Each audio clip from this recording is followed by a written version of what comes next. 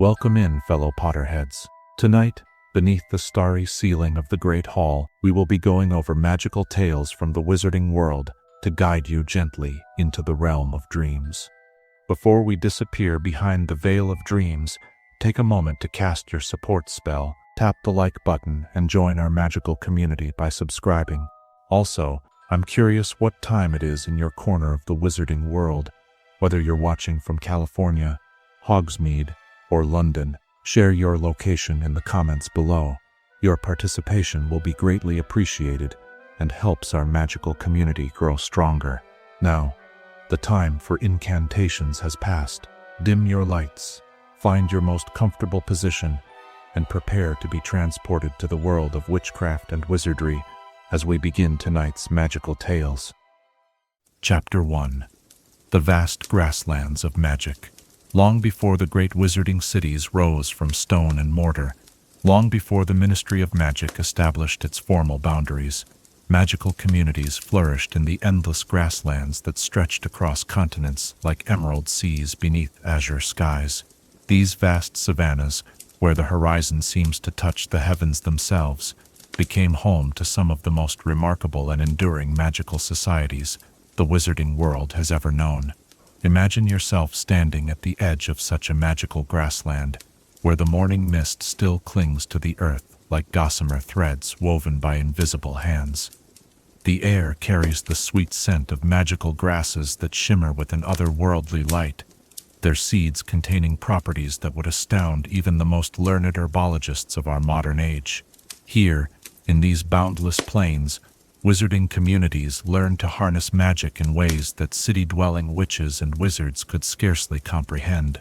The relationship between these magical folk and their environment was one of profound harmony and mutual respect. Unlike the wizards who built towering castles or burrowed deep underground, the inhabitants of magical savannas understood that their power came not from dominating the landscape, but from becoming one with its rhythms. They learned to read the language of the wind as it whispered across miles of grass, carrying with it news from distant settlements and warnings of approaching storms that could be seen brewing on the far horizon days before they arrived. You can almost feel the warm breeze that would have greeted these early magical settlers as they first gazed upon the endless expanse before them. The grasslands offered challenges unlike any other magical environment. There were no natural caves for shelter, no dense forests to provide concealment, no mountains to serve as natural fortresses. Instead, there was space, infinite, overwhelming, beautiful space, that demanded a different kind of magical adaptation. The wizards and witches who chose to make their homes in these regions developed an intimate understanding of weather magic that surpassed anything taught in the halls of Hogwarts. They could sense the approach of the seasonal rains, weeks before the first clouds appeared, their magic so attuned to atmospheric changes that they became living barometers. Children born in these communities learned to walk and cast their first spells simultaneously, their magical development intertwined with the natural cycles of drought and abundance that governed life on the plains. These savanna magical communities developed unique architectural solutions that reflected their deep connection to the land. Rather than fighting against the open nature of their environment, they embraced it.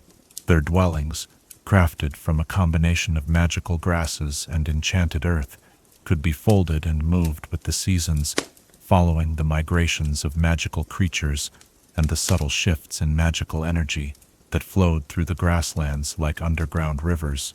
The children of these communities grew up with a perspective on magic that differed fundamentally from their counterparts in more settled regions. To them, magic was not something to be contained within the walls of a school or restricted to specific times and places. It was as natural and constant as the wind itself, flowing freely across the open landscape and connecting every living thing in an intricate web of magical energy. Picture yourself as a young witch or wizard raised in such a place, where your playground stretched to the very edge of the world. Your earliest magical lessons would have taken place under the vast dome of the sky, with the earth beneath your feet serving as both classroom and canvas. You would have learned to levitate not by practicing with feathers in a stuffy room, but by watching the way magical seeds danced on the wind, carried for hundreds of miles to find their perfect growing spot. The Savannah magical communities developed a profound respect for the concept of space itself. In environments where you could see for dozens of miles in every direction, privacy became a matter of magical courtesy rather than physical barriers. Families developed intricate systems of magical signals, patterns of light and color that could be cast high into the air to communicate across vast distances. A simple spell might convey anything from a dinner invitation to a warning about dangerous weather approaching from the distant hills. These communities also pioneered magical techniques that took advantage of their unique environment. They learned to use the thermal currents that rose from the sun-warmed grasslands to enhance their flying spells, achieving speeds and distances that seemed impossible to wizards from other regions. Their brooms, crafted from the hollow stems of giant magical grasses, were lighter and more responsive than any produced in the famous broom-making centers of Europe. The magical creatures that inhabited these grasslands formed partnerships with the human magical communities that were remarkable in their complexity and mutual benefit. Great herds of magical antelope grazed alongside domesticated magical cattle, their presence helping to maintain the delicate balance of magical energy that kept the grasslands healthy and fertile. Ancient elephants, their tusks inscribed with protective runes passed down through generations, served as living libraries, carrying the oral histories of dozens of communities as they made their seasonal migrations across the plains. As evening approaches in our imagined journey through this magical landscape, you might witness one of the most breathtaking sights in the wizarding world, the daily lighting of the community fires. Unlike the magical flames that burn in wizarding hearths, these fires were designed to be seen from great distances, serving as beacons that could guide travelers safely across the seemingly featureless grasslands. Each fire burned with a different colored flame, and the combination of colors across a region could be read like a magical map by those who knew the ancient codes. The night sky above these communities held special significance, for without the light pollution of magical cities or the obscuring canopy of forests, the stars shone with an intensity that enhanced certain types of magical practice. Divination reached extraordinary levels of accuracy when practiced under such pristine conditions, and many of the most respected seers in the wizarding world could trace their lineage back to the grassland communities, where their ancestors first learned to read the future in the patterns of celestial light. The sounds of the magical savannah at night created a symphony unlike any other in the wizarding world. The gentle rustle of enchanted grasses, the distant calls of magical creatures, and the soft conversations of families gathered around their glowing fires all blended together into a melody that seemed to pulse with the very heartbeat of the earth itself.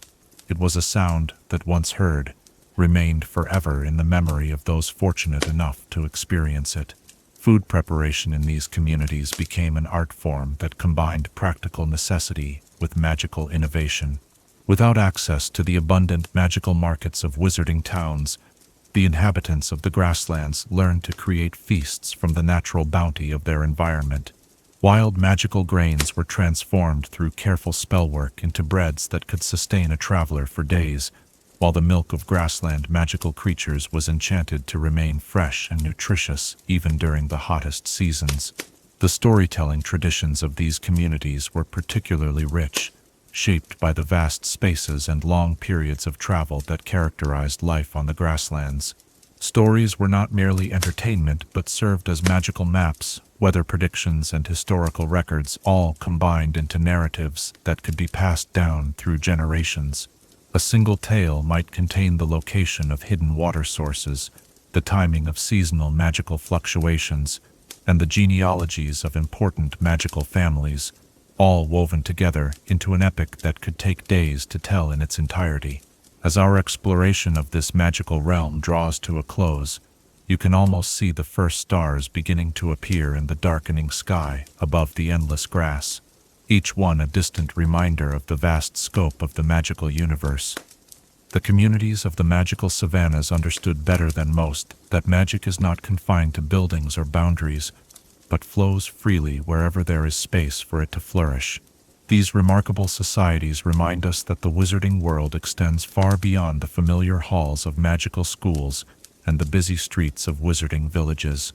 In the quiet immensity of the Grasslands, magic took on a different character entirely, more primal, more connected to the natural world, and perhaps more honest in its expression than the refined spells practiced in more civilized settings.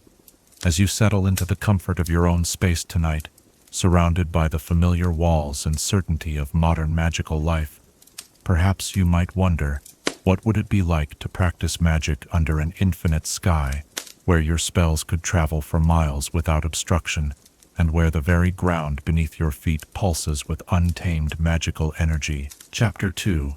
Ancient African Magical Traditions.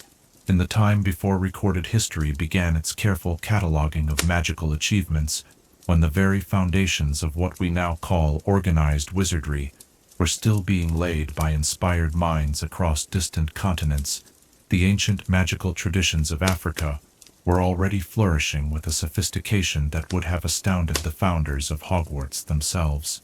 These traditions, born from the intimate relationship between magical practitioners and the vast landscapes of savanna, desert, and forest, created systems of magical knowledge that remain unparalleled in their depth and connection to the natural world.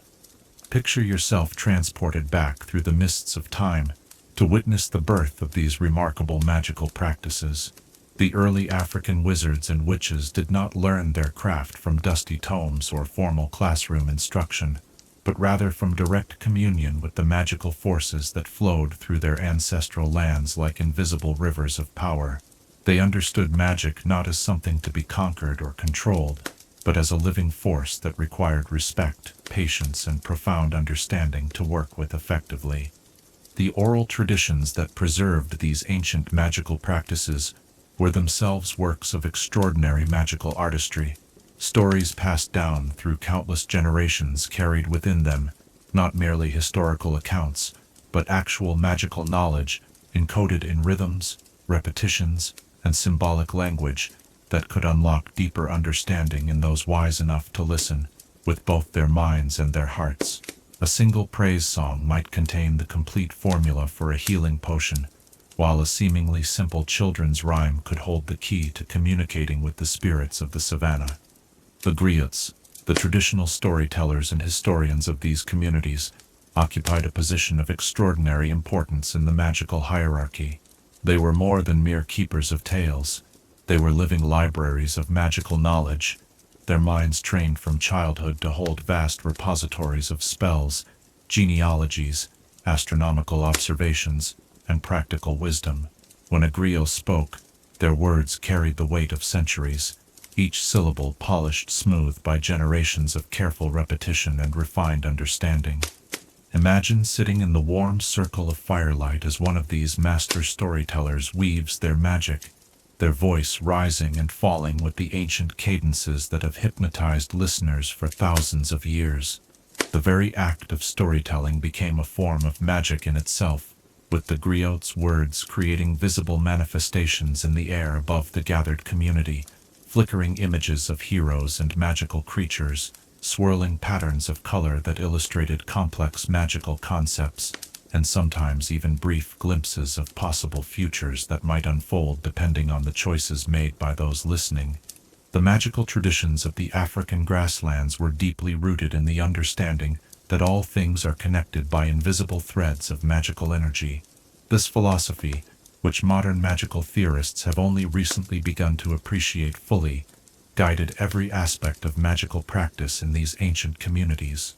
A spell cast to encourage the growth of crops was understood to affect not only the plants themselves, but also the soil, the creatures that lived within it, the weather patterns that would water it, and even the magical balance of neighboring regions.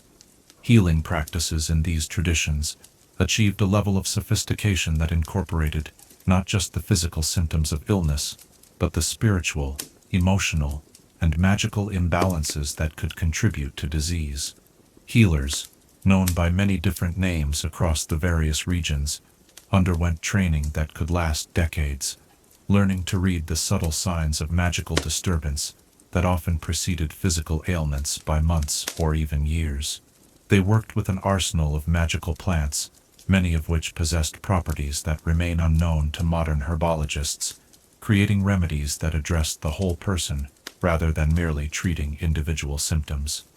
The relationship between these ancient magical practitioners and the land itself was one of the most remarkable aspects of their tradition. They did not see themselves as separate from the environment they inhabited, but rather as integral parts of a vast, interconnected magical ecosystem. Their spells were designed to work in harmony with natural processes rather than overriding them, creating effects that often appeared more like natural phenomena than deliberate magical interventions. Seasonal ceremonies marked the passage of time and the shifting of magical energies throughout the year. These gatherings, which could bring together communities from hundreds of miles across the grasslands, were extraordinary displays of coordinated magical work that demonstrated the true power of collective spellcasting. Imagine witnessing the great rain ceremonies, where dozens of skilled weather workers would combine their abilities to call down the life-giving storms that sustained the Savannah through the long dry seasons. The magical artifacts created by these ancient traditions possessed a beauty and functionality that reflected the deep understanding their makers had of the materials they worked with. Wands carved from the wood of trees that had been struck by lightning and survived carried within them the power of the storm itself. Amulets crafted from stones that had been polished smooth by centuries of wind and sand held protective magic that could shield the wearer from both physical and spiritual dangers. Music played a central role in magical practice, with complex rhythmic patterns serving as the foundation for many types of spellwork. Drums carved from the hollow trunks of magical trees and stretched with hide from creatures that had lived long enough to accumulate their own magical properties could produce sounds that resonated not just through the air, but through the magical fields that surrounded all living things. Dancing, too, was a form of magical expression, with specific movements and patterns that could channel and direct magical energy in ways that formal wand work could never achieve. The concept of magical inheritance in these traditions extended far beyond the simple passing of abilities from parent to child. Entire communities were considered to share in a collective magical heritage that connected them not only to their living relatives, but to the countless generations of magical practitioners who had come before them. This understanding created a sense of responsibility and continuity that ensured magical knowledge was preserved and passed down intact, even through periods of great hardship and change. Divination practices reached extraordinary levels of refinement, with seers learning to read omens and portents in everything from the behavior of insects to the patterns made by wind-blown sand. The most skilled practitioners could perceive the threads of possibility that connected present actions to future outcomes, offering guidance that helped their communities navigate the complex challenges of life in an environment where small decisions could have far-reaching consequences. The magical architecture of these ancient communities reflected their deep understanding of how magical energy flowed through the landscape. Buildings were positioned not just for practical considerations like access to water or protection from the elements, but also to take advantage of the natural magical currents that moved across the land. Sacred spaces were created at points where these invisible rivers of power converged, creating locations where magical work could be performed with enhanced effectiveness. Trade relationships between different magical communities across the vast expanse of Africa created networks of knowledge exchange that rivaled anything achieved by the later formal magical institutions. Traveling merchants carried not just physical goods, but also spells, stories, and magical techniques that could be adapted and integrated into local practices. This constant flow of information ensured that magical knowledge continued to evolve and improve, with innovations in one region quickly spreading to communities hundreds of miles away. The training of young magical practitioners in these traditions was a gradual process that began almost from birth. Children grew up surrounded by magic in its most natural forms, learning to perceive and work with magical energy as easily as they learned to walk and talk. Their education was not confined to formal lessons, but was woven into every aspect of daily life, with each task and responsibility serving as an opportunity to to develop their magical abilities and understanding. The astronomical knowledge possessed by these ancient magical communities was truly remarkable, with detailed observations of celestial events dating back thousands of years. They understood the influence of stellar positions on magical practice with a precision that allowed them to time their most important spellwork to coincide with optimal cosmic conditions. Stone circles and other astronomical markers, many of which still exist today though their magical properties may be dormant, served as calendars and observatories that helped coordinate magical activities across vast regions. As we draw near the end of our journey through these ancient traditions, the dying embers of our imagined fire cast dancing shadows that seem to echo the movements of long-ago ceremonies. The legacy of these remarkable magical practices continues to influence the wizarding world today, though often in ways that are not immediately apparent to those trained in more formal magical traditions. These ancient African magical traditions remind us that there are many paths to magical understanding, and that some of the most profound wisdom comes not from books or formal instruction, but from the patient observation of natural processes and the humble recognition of our place within the greater magical web that connects all things. Their emphasis on community, continuity, and harmony with the natural world offers valuable lessons for modern magical practitioners who sometimes lose sight of magic's deeper purposes in their pursuit of technical mastery. What ancient wisdom might we rediscover if we learn to listen to the land itself, as these remarkable magical ancestors did, allowing the very earth beneath our feet to teach us the deepest secrets of magical practice? Chapter 3. Magical Herbology of the Grasslands. Beneath the endless canopy of azure sky, where golden grasses sway in rhythms older than memory itself, lies a botanical treasury that would make even Professor Sprout's most prized greenhouse specimens seem ordinary by comparison. The magical herbology of the Grasslands represents one of nature's most remarkable achievements, a vast pharmacopoeia of enchanted plants that have evolved over millennia to thrive in the challenging environment of the Savannah, while developing magical properties that continue to astound even the most learned magical botanists. Imagine yourself walking through a meadow where each blade of grass tells a different story of magical adaptation and wonder. Here, the very concept of what constitutes a magical plant expands beyond the familiar specimens that fill the pages of standard herbology textbooks. In the Grasslands, magic flows not just through rare and exotic species, but through common grasses, wildflowers, and seemingly unremarkable plants that have learned to channel and store magical energy in ways that challenge our understanding of botanical magic. The foundation of Grassland magical herbology lies in the extraordinary diversity of grass species that have evolved unique magical properties. The shimmering silvergrass, whose seeds contain powerful levitation properties, grows in vast patches that create natural flying zones, where young witches and wizards first learn to hover above the ground. When the wind moves through these silver fields, the entire landscape seems to lift and dance, creating a mesmerizing display that has inspired countless poets and artists throughout the ages. The crimson wind whisper grass, identifiable by its distinctive reddish tinge and the soft sighing sound it makes even in the gentlest breeze, possesses remarkable communication properties. Traditional healers discovered that when properly prepared, the dried leaves of this grass could enable telepathic communication across vast distances, a discovery that revolutionized how scattered savanna communities maintained contact with one another.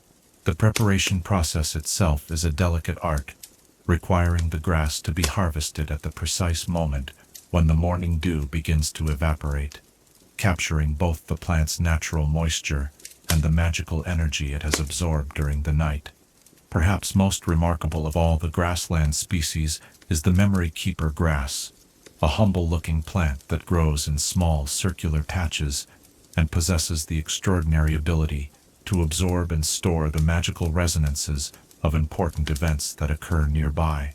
Wise community elders learned to cultivate these patches near gathering places, creating living historical records that could be consulted years or even decades later. By carefully extracting and brewing the grass using ancient techniques, they could experience vivid recreations of past ceremonies, important decisions, and significant magical workings, a form of botanical divination that provided invaluable guidance for future generations. The wild flowers that dot the grassland landscape like scattered jewels each contribute their own unique magical properties to the vast herbal arsenal available to Savannah practitioners. The golden suncatcher blooms, which open their petals only during the brightest part of the day, store concentrated solar energy that can be released slowly over time. Skilled herbologists learn to create warming potions from these flowers that could sustain a person through the coldest nights, while more advanced practitioners discovered ways to use the stored solar energy to power complex magical workings that would otherwise require enormous amounts of personal magical strength. The midnight tears flower, by contrast, blooms only under the light of the full moon and produces petals that shimmer with a silvery phosphorescence. These delicate blooms contain powerful dream-enhancing properties that were prized by diviners and seers. A tea brewed from midnight tears petals, consumed just before sleep, could induce prophetic dreams of remarkable clarity and detail. However, the plant's magical properties are extremely volatile, and the flowers must be harvested and processed within hours of blooming, making them one of the most challenging and valuable components in the Grassland herbologist's collection. The seasonal cycles that govern life in the grasslands have profoundly influenced the development of magical herbology in these regions. Plants have evolved to concentrate their magical properties at specific times of the year, creating natural calendars that skilled practitioners learn to read with extraordinary precision. The spring emergence brings tender shoots filled with growth-enhancing magic, perfect for healing injuries and encouraging rapid recovery from illness. Summer blooms carry the fierce energy of the sun, providing components for protection spells and magical enhancement potions. Autumn in the grasslands reveals an entirely different category of magical plants as the grasses begin to change color and prepare for the dormant season. The harvest grasses, which turn brilliant shades of gold and amber as they mature, develop remarkable preservation properties during this time. Seeds collected from these grasses can keep food fresh for months without any additional magical intervention, while the dried stalks can be woven into containers that protect their contents from both physical and magical contamination. Winter, though often considered the quiet season in many magical traditions, brings its own botanical wonders to the grasslands. Hardy perennial roots that remain active beneath the frozen ground continue to process magical energy throughout the cold months, often concentrating it into incredibly potent forms. The frost root, which grows deep beneath the surface and can only be detected by the subtle patterns of ice crystals it creates above ground, produces one of the most powerful strengthening tonics known to magical herbology. However, harvesting these roots requires not only expert knowledge of their location, but also considerable skill in earth magic to reach them without damaging their delicate structure. The relationship between grassland magical plants and the creatures that inhabit these environments has created fascinating examples of magical symbiosis. Many grass species have evolved to benefit from the presence of specific magical creatures, whose grazing habits, movements, and even magical emanations help to enhance the plant's own magical properties. The thunderbeast grass, for example, grows most potently in areas frequented by large magical herbivores, whose movements help to distribute the plant's seeds while their magical auras strengthen the grass's storm-calling properties. Some of the most remarkable magical plants in the grasslands exist in partnership with magical insects that serve as both pollinators and magical enhancers. The singing grass produces tiny flowers that emit barely audible musical tones designed to attract specialized magical bees, whose honey contains powerful healing properties. The relationship is so precisely calibrated that the grass's magical potency is directly related to the health and prosperity of the bee colonies that visit it. A discovery that led to some of the earliest experiments in magical ecosystem management.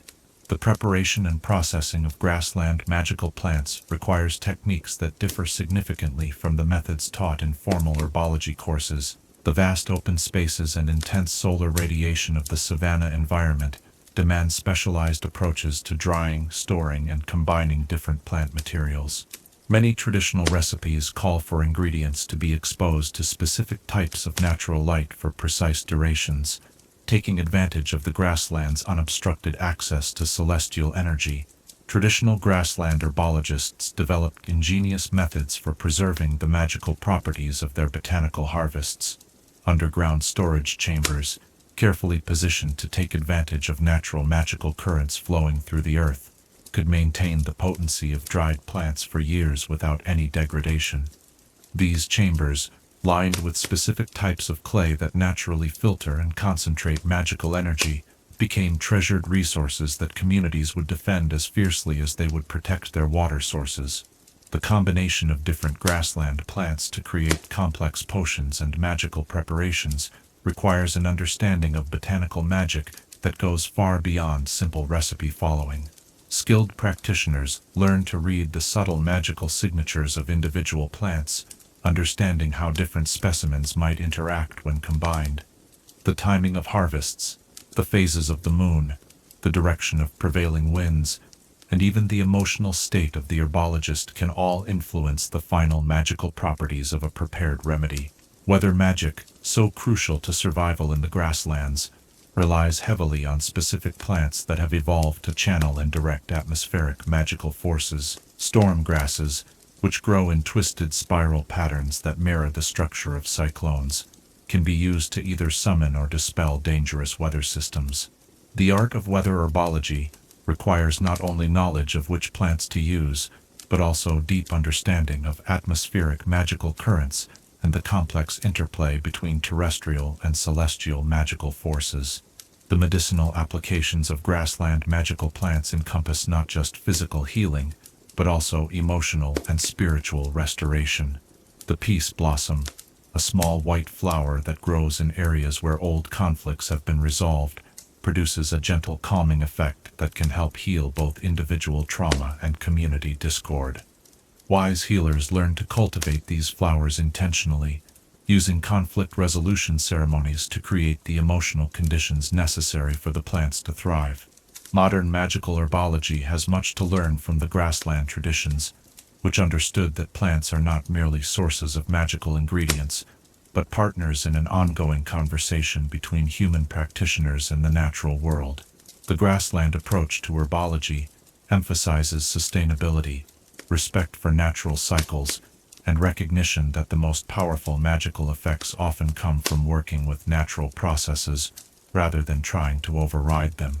As the evening stars begin to appear in the vast dome of sky above our imagined grassland, the air fills with the subtle fragrances of night-blooming magical plants, beginning to open their petals to catch the moon's silvery light. Each breath carries with it the essence of countless botanical wonders, each plant a testament to the infinite creativity of magical nature and the wisdom of those who learn to work in harmony with its rhythms. The legacy of grassland magical herbology continues to influence modern magical practice, though often in ways that are not immediately apparent to those trained in more conventional approaches. The emphasis on seasonal timing, natural preservation methods, and sustainable harvesting practices offers valuable lessons for contemporary herbologists who sometimes focus so intently on immediate results that they lose sight of long-term consequences. What hidden botanical treasures might be growing in the seemingly empty spaces around us, waiting for someone patient enough to learn the ancient art of truly seeing the magical potential that exists in every blade of grass and every wildflower that dances in the wind. Chapter 4. Creatures of the Magical Savannah. In the golden hours when the sun hangs low over the endless grasslands, casting long shadows that dance with the swaying grasses, the magical creatures of the savannah begin to stir from their daytime rest, preparing for the activities that will carry them through the cooler hours of evening and night. These remarkable beings, shaped by millennia of evolution in one of the most challenging and beautiful environments on Earth, represent some of the most extraordinary examples of magical adaptation found anywhere in the wizarding world. Picture yourself positioned at the edge of a small watering hole, one of the precious oases that dot the vast grassland like emeralds scattered across golden silk. As the day's heat begins to subside, you witness a parade of magical creatures that would leave even the most experienced magizoologist speechless with wonder. Each species has evolved unique adaptations that allow them not merely to survive, but to thrive in an environment where water is scarce, shelter is limited, and the open landscape offers little protection from either predators or the elements.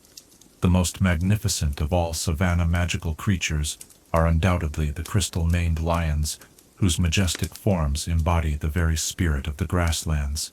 These extraordinary beings differ from their mundane cousins in ways that go far beyond their shimmering, translucent manes that seem to capture and reflect the light of both sun and stars. The crystal formations that grow from their manes are not merely decorative, but serve as sophisticated magical focusing devices that amplify their already formidable magical abilities. These remarkable lions possess the ability to create protective barriers of crystallized air around their pride territories, invisible walls of magical force that can deflect everything from hostile spells to dangerous weather phenomena. When threatened, a crystal-maned lion can channel magical energy through their mane crystals to project devastating beams of concentrated force, while their roar contains harmonic frequencies that can shatter both physical objects and complex magical enchantments.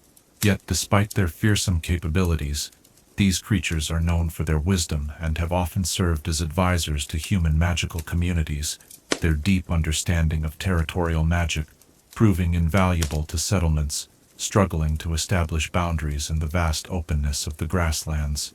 The hunting partnerships between crystal-maned lions and Savannah magical communities represent some of the most sophisticated examples of cross-species cooperation in the magical world.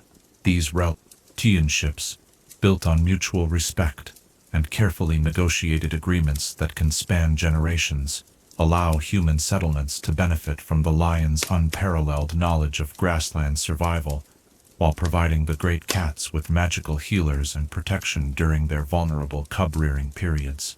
Equally impressive, though in entirely different ways, are the sky dancers, graceful antelope-like creatures whose legs have evolved into semi-transparent appendages that can manipulate magical air currents to achieve sustained flight. These ethereal beings spend most of their lives airborne, touching down only to drink and to perform their elaborate mating dances that create spectacular displays of aerial choreography. Their ability to sense and navigate magical wind currents makes them invaluable as weather predictors, and many grassland communities have learned to read the sky dancers' flight patterns as early warning systems for approaching storms. The sky dancers' relationship with the atmosphere goes beyond simple flight mechanics.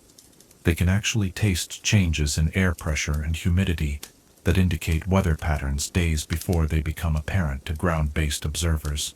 During their seasonal migrations, which follow the invisible highways of magical wind currents across the continent, sky dancers serve as messengers between distant communities, carrying news and small items in specially woven pouches that do not interfere with their flight capabilities. Among the most mysterious inhabitants of the magical savannah are the mirage cats, elusive felines, whose bodies have adapted to become partially incorporeal during the hottest parts of the day. These remarkable creatures can shift between solid and ethereal states at will, allowing them to avoid predators, conserve water, and hunt in ways that would be impossible for purely physical beings. When corporeal mirage cats appear as sleek, silver-furred hunters with eyes that shimmer like heat mirages. However, during the peak heat of midday, they fade into translucent, ghostly forms that can pass through solid objects and become virtually undetectable. The hunting techniques of mirage cats have inspired numerous magical stealth spells and concealment charms. They can phase through the ground to approach prey from below, or temporarily become invisible by bending light around their bodies in the same way that heat mirages distort distant objects. Their ethereal state also allows them to survive for extended periods without water, as they can absorb moisture directly from the magical energy fields that permeate the atmosphere. The great grass sharks represent one of the most fearsome predators of the magical savanna, though their name is somewhat misleading since they are not aquatic creatures at all. These powerful beings have evolved to swim through the tall grasses of the savanna, with the same fluid grace that their oceanic namesakes display in water. Their streamlined bodies, covered in scales that change color to match the surrounding vegetation, allow them to move through even the densest grass without creating any visible disturbance. Grass sharks hunt using a combination of magical echolocation and an extraordinary ability to sense the magical auras of other creatures from considerable distances. They can remain motionless beneath the grass for hours, waiting for the perfect moment to strike with devastating speed and precision. However, these formidable predators also play a crucial role in maintaining the health of grassland ecosystems, their hunting activities helping to control populations of magical rodents and other small creatures that might otherwise damage the delicate root systems that hold the savanna together. The symbiotic relationships between grass sharks and certain species of magical birds have fascinated researchers for generations. Small, brightly colored warning birds often perch on the sharks' backs, feeding on magical parasites while serving as lookouts that alert their hosts to approaching danger. In return, the sharks provide protection and transportation, creating partnerships that benefit both species, while adding an element of beauty to what might otherwise be purely predatory creatures. Among the most beloved inhabitants of the savanna are the memory keepers, elephant-like creatures whose tusks are naturally inscribed with magical runes that record the history of their migrations and the communities they encounter. These magnificent beings serve as living libraries for the scattered settlements of the grasslands, their extraordinary memories capable of retaining detailed information about water sources, seasonal changes, safe travel routes, and the genealogies of both human and creature families across vast regions. The memory keepers' tusks grow throughout their lives, with new runes appearing automatically as the creatures witness significant events or acquire important knowledge. The oldest individuals carry tusks that span several feet in length, covered in intricate runic scripts that chronicle centuries of grassland history. When a memory keeper dies, their tusks are carefully preserved by their herd and eventually donated to human communities, becoming treasured artifacts that serve as both historical records and powerful magical focuses for divination and long-distance communication spells. The social structure of memory keeper herds reflects their role as keepers of knowledge and tradition. The eldest female, known as the Chronicle Keeper, serves as the herd's living repository of accumulated wisdom, while young heir members are assigned specific areas of specialization, some focusing on weather patterns, others on the locations of medicinal plants, and still others on the complex political relationships between different magical communities across the grasslands. The healing birds of the savanna provide essential medical services to both magical and mundane creatures throughout the region.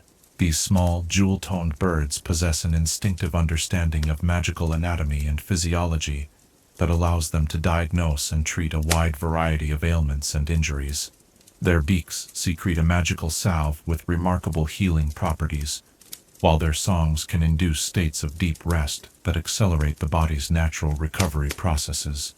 Different species of healing birds specialize in treating different types of conditions. The ruby-throated healers excel at mending broken bones and torn muscles, their bright red coloring serving as a visual signal to injured creatures that help is available. The sapphire-winged varieties specialize in magical ailments and curse removal, their blue plumage shimmering with protective enchantments that shield them from harmful magical effects while they work. The golden healers, rarest of all, possess the remarkable ability to treat emotional and spiritual wounds, their gentle songs capable of easing grief, fear, and trauma in ways that purely physical healing cannot address. The grass serpents, despite their potentially threatening name, are actually among the most beneficial creatures in the savanna ecosystem. These long, slender reptiles have evolved to live almost entirely underground, their bodies adapted for rapid movement through the root systems that anchor the grassland soil. Their primary diet consists of magical parasites and harmful insects that would otherwise damage the grasses and wildflowers that sustain the entire ecosystem. The grass serpent's underground tunnel networks serve multiple important functions beyond their personal transportation needs. The tunnels help aerate the soil and create channels for water distribution during the rainy seasons, while also providing emergency shelter for smaller creatures during severe weather events. Many grassland communities have learned to recognize and respect these tunnel systems, understanding that the presence of grass serpents indicates healthy soil and a thriving underground ecosystem. The aurora gazelles represent one of the most spectacular sights in the magical savanna, particularly during the twilight hours, when their natural bioluminescence becomes most visible. These graceful creatures have evolved the ability to generate their own magical light, their coats shimmering with colors that shift and dance like the northern lights. The patterns of light serve multiple purposes, from communication between herd members to confusing predators and attracting mates during the breeding season. The light-generating abilities of aurora gazelles are tied to their emotional states and the magical energy levels in their environment. During times of abundance and peace, their glow is soft and steady, creating a gentle illumination that has inspired countless stories and legends. However, when threatened, or during periods of high magical activity, their luminescence can become blindingly bright, serving as both a defensive mechanism and a warning signal to other creatures in the area. As our journey through the realm of savanna magical creatures draws toward its close, the first stars begin to appear in the darkening sky, and the sounds of the grassland night begin to replace the bustle of daytime activity. The gentle lowing of crystal-maned lions settling their cubs for the night mingles with the distant songs of healing birds and the soft whispers of wind through the tall grasses where so many remarkable creatures make their homes. The creatures of the magical savanna remind us that adaptation and cooperation are the keys to thriving in challenging environments. Each species has found its own unique way to turn the apparent limitations of grassland life into advantages, while the complex web of relationships between different creatures creates a support system that benefits the entire ecosystem. These remarkable beings also demonstrate the importance of living in harmony with natural cycles and respecting the delicate balance that exists between all forms of magical life. Their partnerships with human magical communities show that cooperation across species boundaries can create benefits that neither group could achieve alone, offering valuable lessons for our modern magical world, where such cooperation is often forgotten in the pursuit of individual advancement. What extraordinary partnerships might we form with the magical creatures around us, if we learn to approach them with the same respect and patience that the savanna communities showed to their animal neighbors, recognizing that wisdom and knowledge can come from the most unexpected sources. Chapter 5. Weather Magic and Seasonal Cycles. When dawn breaks across the vast expanse of the magical savanna, painting the sky in shades of amber and rose that seem to stretch to the very edges of the world, the weather workers of the grassland communities begin their ancient dance with the atmospheric forces that govern life in these boundless lands.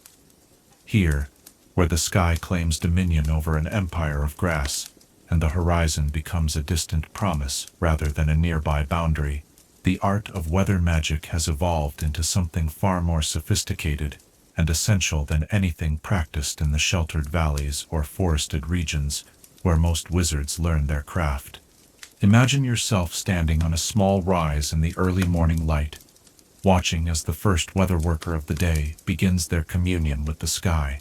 Their movements are slow and deliberate, each gesture flowing into the next, with the fluid grace of someone who has spent a lifetime learning to read the subtle language of clouds, wind, and atmospheric pressure.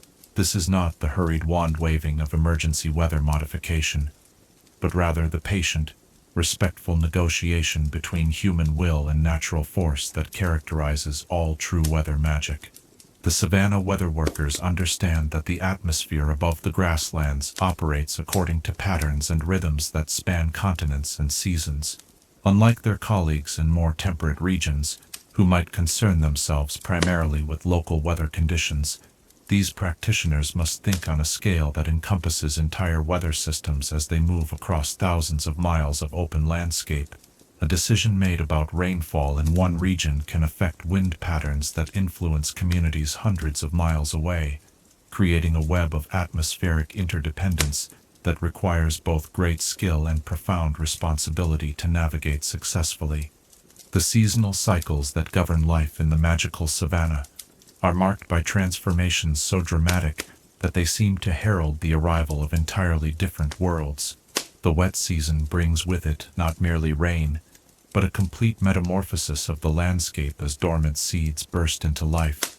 Rivers that have been reduced to mere memories suddenly flow with abundant water, and the very air itself becomes thick with magical energy released by millions of plants and creatures responding to the life-giving moisture. During these transformative months, the weather workers shift their focus from conservation and careful rationing of atmospheric resources to the complex task of managing abundance. Too much rain too quickly can flood the carefully constructed underground storage chambers where communities keep their most precious possessions. Too little rain, or rain that falls in the wrong patterns, can lead to devastating droughts that might last for years. The art lies in working with the massive weather systems to encourage gentle, steady precipitation that soaks deep into the earth without causing destructive flooding. The rain ceremonies that mark the beginning of each wet season are among the most spectacular displays of coordinated weather magic anywhere in the wizarding world. Practitioners from communities across hundreds of miles of grassland gather at ancient ceremonial sites, their combined magical abilities creating a resonance powerful enough to influence weather patterns on a continental scale. Picture yourself witnessing such a gathering, where dozens of skilled weather workers join their voices and magical energies in harmonies that seem to call directly to the clouds themselves. The preparation for these ceremonies begins weeks in advance, with runners carrying messages between distant communities to coordinate timing and magical focus. Each participant must arrive in perfect harmony with the natural rhythms of their own body and the land they represent. Having spent days in meditation and purification to ensure that their personal magical signature will blend seamlessly with the collective working, the ceremony ground itself becomes a vast magical mandala, with participants positioned according to ancient patterns that mirror the flow of atmospheric currents high above the earth. As the ceremony reaches its crescendo, the sky above begins to respond in ways that demonstrate the true power of coordinated weather magic. Clouds that were scattered and formless begin to gather and organize themselves into coherent systems, while winds that had been chaotic start to flow in patterns that will carry moisture efficiently across the grasslands. The temperature begins to drop as the magical working creates the atmospheric conditions necessary for sustained precipitation, and the air fills with the distinctive electric tension that precedes a beneficial storm. The dry season presents entirely different challenges that require weather workers to shift their approach from encouragement to conservation and protection. As the last of the wet season storms fade into memory, practitioners must learn to work with the harsh realities of intense heat, desiccating winds, and skies that seem determined to withhold their moisture for months at a time. This is when the true artistry of Savannah weather magic becomes apparent, as skilled practitioners learn to find and preserve the tiny amounts of moisture that still exist in even the driest conditions. The techniques used during the dry season often involve working with microclimates, small pockets of more favorable conditions that can be created and maintained around important areas like water sources or community gathering places. Weather workers learn to create subtle air currents that bring slightly cooler temperatures to living areas during the hottest parts of the day, while also establishing protective barriers that shield communities from the worst effects of dust storms and desiccating winds. One of the most remarkable aspects of dry season weather magic is the practice of dew calling, a delicate art that involves creating the precise atmospheric conditions necessary for dew formation, even in areas where the ambient humidity seems insufficient. Skilled practitioners can generate enough dew to provide drinking water for small communities, working through the cool hours of early morning, when the temperature differential between earth and air creates brief opportunities for moisture condensation. The seasonal transitions that occur between wet and dry periods are times of particular magical significance in the grassland communities.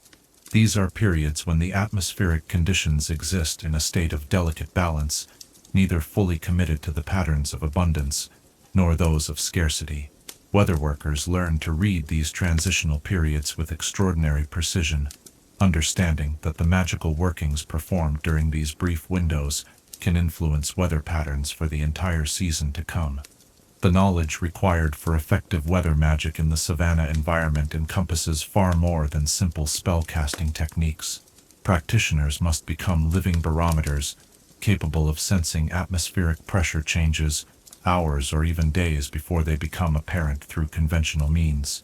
They learn to read the behavior of clouds, not just as indicators of current conditions, but as signs of the massive atmospheric rivers and pressure systems that govern weather patterns across entire continents. Wind magic represents one of the most sophisticated branches of Savannah weatherworking, requiring practitioners to understand not just the immediate movement of air masses, but the complex interactions between surface winds, high-altitude currents, and the thermal effects created by the uneven heating of the grassland landscape. Master windworkers can create localized wind patterns that serve multiple functions simultaneously, bringing cooler air to communities during hot weather, dispersing harmful insects or magical parasites, and even providing the air currents necessary for efficient travel by flying creatures or enchanted objects. The relationship between weather magic and the seasonal migrations of magical creatures adds another layer of complexity to the Savannah weatherworkers' responsibilities.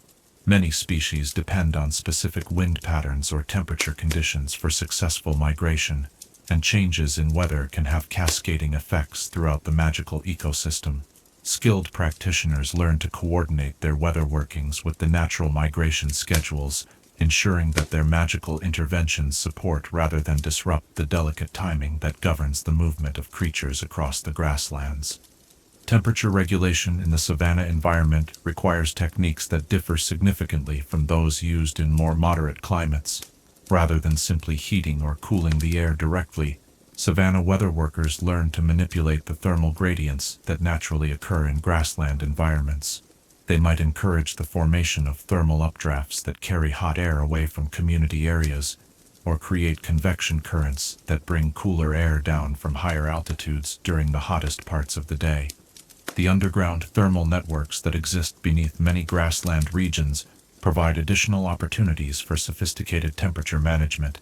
Weatherworkers learn to sense and manipulate these subterranean currents, using them to moderate surface temperatures and create more comfortable living conditions without expending enormous amounts of magical energy on direct climate control spells.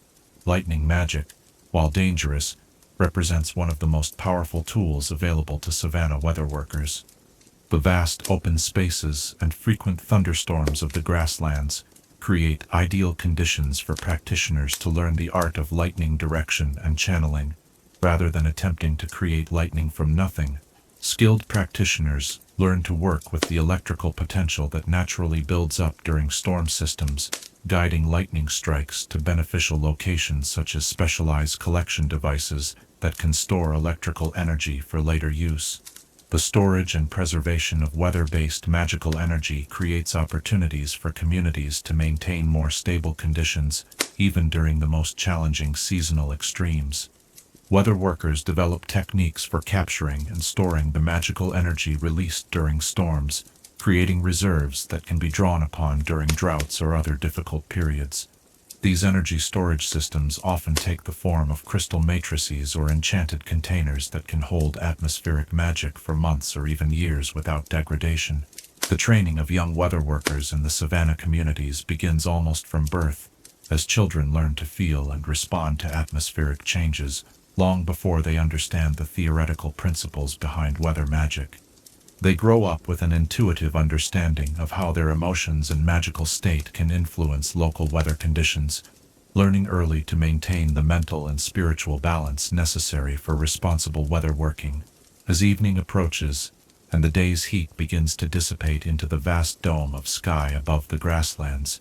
The weather workers prepare for the night shift that will maintain atmospheric stability through the cool hours of darkness. Their work continues in quieter, but no less important ways, monitoring wind patterns, maintaining protective barriers, and preparing for the weather challenges that the coming day might bring. The legacy of Savannah weather magic continues to influence magical practice throughout the wizarding world, though its contributions are not always recognized by practitioners trained in more conventional environments. The emphasis on working with natural patterns rather than against them, the understanding of weather as a continental rather than merely local phenomenon, and the recognition that atmospheric magic requires community cooperation rather than individual mastery, all offer valuable lessons for modern weather workers. These ancient practices remind us that true mastery of weather magic comes not from the ability to impose our will upon natural forces, but from learning to dance in harmony with the vast atmospheric rhythms that govern our world. The weather workers of the Savannah understood that the sky belongs to everyone, and that their responsibility extended far beyond their own immediate communities to encompass the well-being of all life that depends upon the gifts of wind and rain. What wisdom might we gain if we learned to read the subtle signs that the atmosphere provides each day, approaching weather not as something to be controlled, but as a partner in the ongoing dance of life that connects all things beneath the endless sky. Chapter 6. Architecture of Grassland Wizarding Villages. As the first light of dawn spreads across the endless grasslands like honey poured over golden silk, it illuminates architectural marvels that challenge every conventional notion of what magical buildings should look like. Here, where the horizon stretches beyond the limits of sight, and the sky claims dominion over a realm of grass and wind, the wizarding communities have developed building techniques and design philosophies that represent some of the most innovative and practical magical architecture ever conceived. Imagine yourself approaching one of these remarkable settlements as a traveler might have centuries ago, walking across the seemingly empty grassland, until gradually becoming aware that what appeared to be natural features of the landscape are actually the carefully camouflaged outlines of an entire magical community. The architecture of Grassland Wizarding Villages represents a perfect marriage between magical innovation and environmental necessity, creating structures that are simultaneously invisible to casual observation and magnificently functional for their inhabitants. The fundamental challenge faced by grassland architects was one that their counterparts in forested or mountainous regions never had to consider: how to create permanent settlements in an environment that offers virtually no natural building materials beyond grass itself, while also providing protection from weather extremes, concealment from potential threats, and the ability to expand or relocate as circumstances require. The solutions they developed revolutionized magical building techniques and influenced architectural practices throughout the wizarding world. The foundation of grassland magical architecture lies in the ingenious use of earth magic combined with botanical enchantments to create what early visitors described as living buildings. These structures begin as carefully shaped earthen mounds that rise organically from the grassland floor, their contours designed to mimic the natural undulations of the landscape so perfectly that they become virtually invisible from more than a few dozen yards away. The earth used in these constructions is not ordinary soil, but rather magically enhanced clay and loam that has been infused with strengthening charms and protective enchantments. Master builders, known as earth singers, for their practice of using rhythmic chants to guide their magical shaping of the building materials, could create walls that were simultaneously lighter than conventional stone and stronger than the most robust magical concrete. The earth-singing process itself was a form of architectural meditation, with builders working in harmony with the natural magical currents that flowed through the grassland soil. Picture yourself witnessing the construction of one of these remarkable buildings, as earth singers work in coordinated teams to literally sculpt a dwelling from the living ground.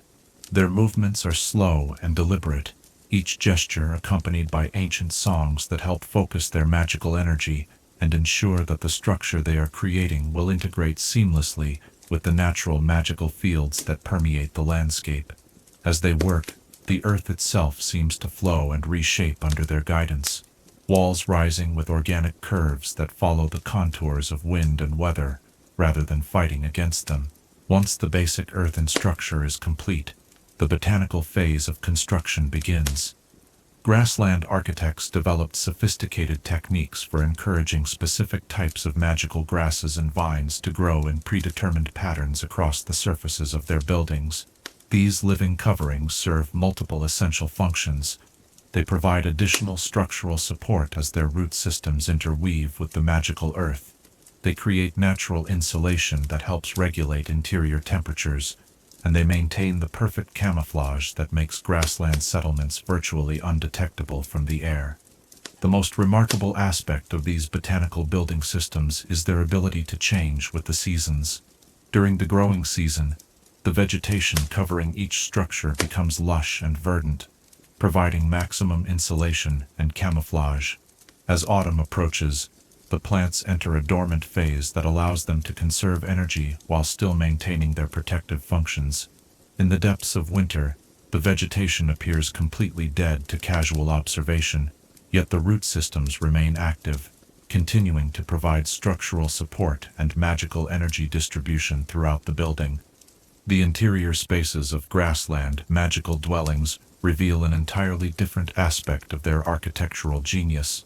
Since conventional windows would compromise the external camouflage, grassland architects developed innovative lighting systems based on captured and concentrated natural light. Crystalline formations, grown using specialized earth magic, are embedded in the walls and ceilings of each room, connected by networks of reflective channels that can gather sunlight from carefully concealed external collectors and distribute it throughout the interior spaces. These lighting systems are remarkably sophisticated, capable of adjusting both the intensity and color of the distributed light to match the time of day and season. During the bright days of summer, the crystals provide gentle, diffused illumination that keeps interior spaces comfortable without creating the harsh glare that direct sunlight might produce. In winter, the system can concentrate available light to create warm, inviting spaces that help combat the psychological effects of the season's shorter days. Ventilation in grassland magical buildings represents another triumph of architectural innovation. Since conventional chimneys would immediately reveal the location of a settlement, grassland builders developed elaborate systems of underground air channels that extend far from the main structures before emerging in carefully camouflaged vents that appear to be nothing more than natural features of the landscape. These systems use both natural convection and gentle air magic to maintain comfortable temperatures and fresh air circulation throughout even the largest community buildings. The communal structures at the heart of each grassland settlement showcase the most advanced techniques of this architectural tradition. The great halls where communities gather for ceremonies, celebrations, and important meetings are marvels of magical engineering that can accommodate hundreds of people while remaining completely invisible from ground level. These buildings often extend deep underground, with multiple levels connected by spiraling ramps that follow the natural magical currents flowing through the earth. The acoustic properties of these underground gathering spaces are particularly remarkable. Grassland architects discovered that certain configurations of curved walls and domed ceilings could create resonance effects that amplified and enhanced sound in ways that supported both musical performances and the complex group chanting used in community magical workings. The result is spaces where even whispered words can be heard clearly throughout an enormous chamber, while also providing the perfect acoustical environment for the intricate harmonies that characterize grassland magical ceremonies. Water management in grassland settlements required architectural solutions that were both ingenious and essential for survival. Since surface water sources are often scarce and unreliable, grassland builders developed sophisticated systems for collecting, storing, and distributing rainwater that rival anything created by modern magical engineers. These systems begin with carefully shaped building surfaces that channel every drop of precipitation into collection networks that feed into vast underground cisterns. The storage chambers themselves are architectural marvels, carved from solid rock using advanced earth magic and lined with specially treated materials that prevent evaporation and contamination. The distribution systems use a combination of magical pumps and carefully calculated pressure differentials to bring water to where it is needed throughout the settlement, all while maintaining the underground secrecy that is essential for community security. Perhaps most impressive of all are the expansion systems that allow grassland settlements to grow and change as their populations increase or circumstances require. The modular nature of grassland architecture means that new buildings can be added to existing settlements without disrupting the overall camouflage or structural integrity of the community. Master architects plan their settlements with expansion in mind, creating frameworks that can accommodate growth in multiple directions, while maintaining the organic appearance that keeps the community hidden. The defensive aspects of grassland architecture reflect the unique challenges of protecting a community in an environment that offers no natural defensive features. Since traditional walls and fortifications would be visible from great distances, grassland communities develop defensive systems based on concealment, misdirection, and the strategic use of the landscape itself. Entire settlements can effectively disappear when threatened, with residents retreating into underground chambers, while the surface buildings blend so perfectly with the surrounding grassland that even experienced trackers cannot locate them. The magical defenses integrated into grassland architecture are particularly sophisticated, using the natural magical currents that flow through the earth to power protective barriers and warning systems. These defenses can detect approaching threats from miles away, giving communities ample time to implement whatever protective measures the situation requires. The defense systems are designed to be passive and undetectable, providing security without revealing the existence or location of the protected settlement. Seasonal adaptations built into grassland architecture allow these communities to take advantage of the changing conditions throughout the year. Buildings can be reconfigured to maximize heating during cold seasons and cooling during hot periods, while storage systems automatically adjust to accommodate the feast and famine cycles that characterize life in environments with distinct wet and dry seasons. These adaptations are controlled by complex magical systems that monitor environmental conditions and make adjustments automatically, ensuring that residents remain comfortable regardless of external weather conditions. The artistry of grassland magical architecture extends beyond mere functionality to encompass aesthetic achievements that rival the greatest architectural traditions of the wizarding world. The organic curves and flowing lines that characterize these buildings create spaces that feel harmonious and peaceful, while the integration with natural materials and living plants results in interiors that maintain a constant connection to the natural world, even when residents are deep underground. Decorative elements in grassland architecture often incorporate the same botanical and geological materials used in construction, creating artistic features that are both beautiful and functional. Walls might be embedded with patterns of colored stones that also serve as magical focusing elements, while living murals of carefully cultivated magical plants provide both visual interest and practical benefits, such as air purification and magical energy regulation. The legacy of grassland magical architecture continues to influence building practices throughout the wizarding world, though its contributions are often overlooked by architects trained in more conventional traditions.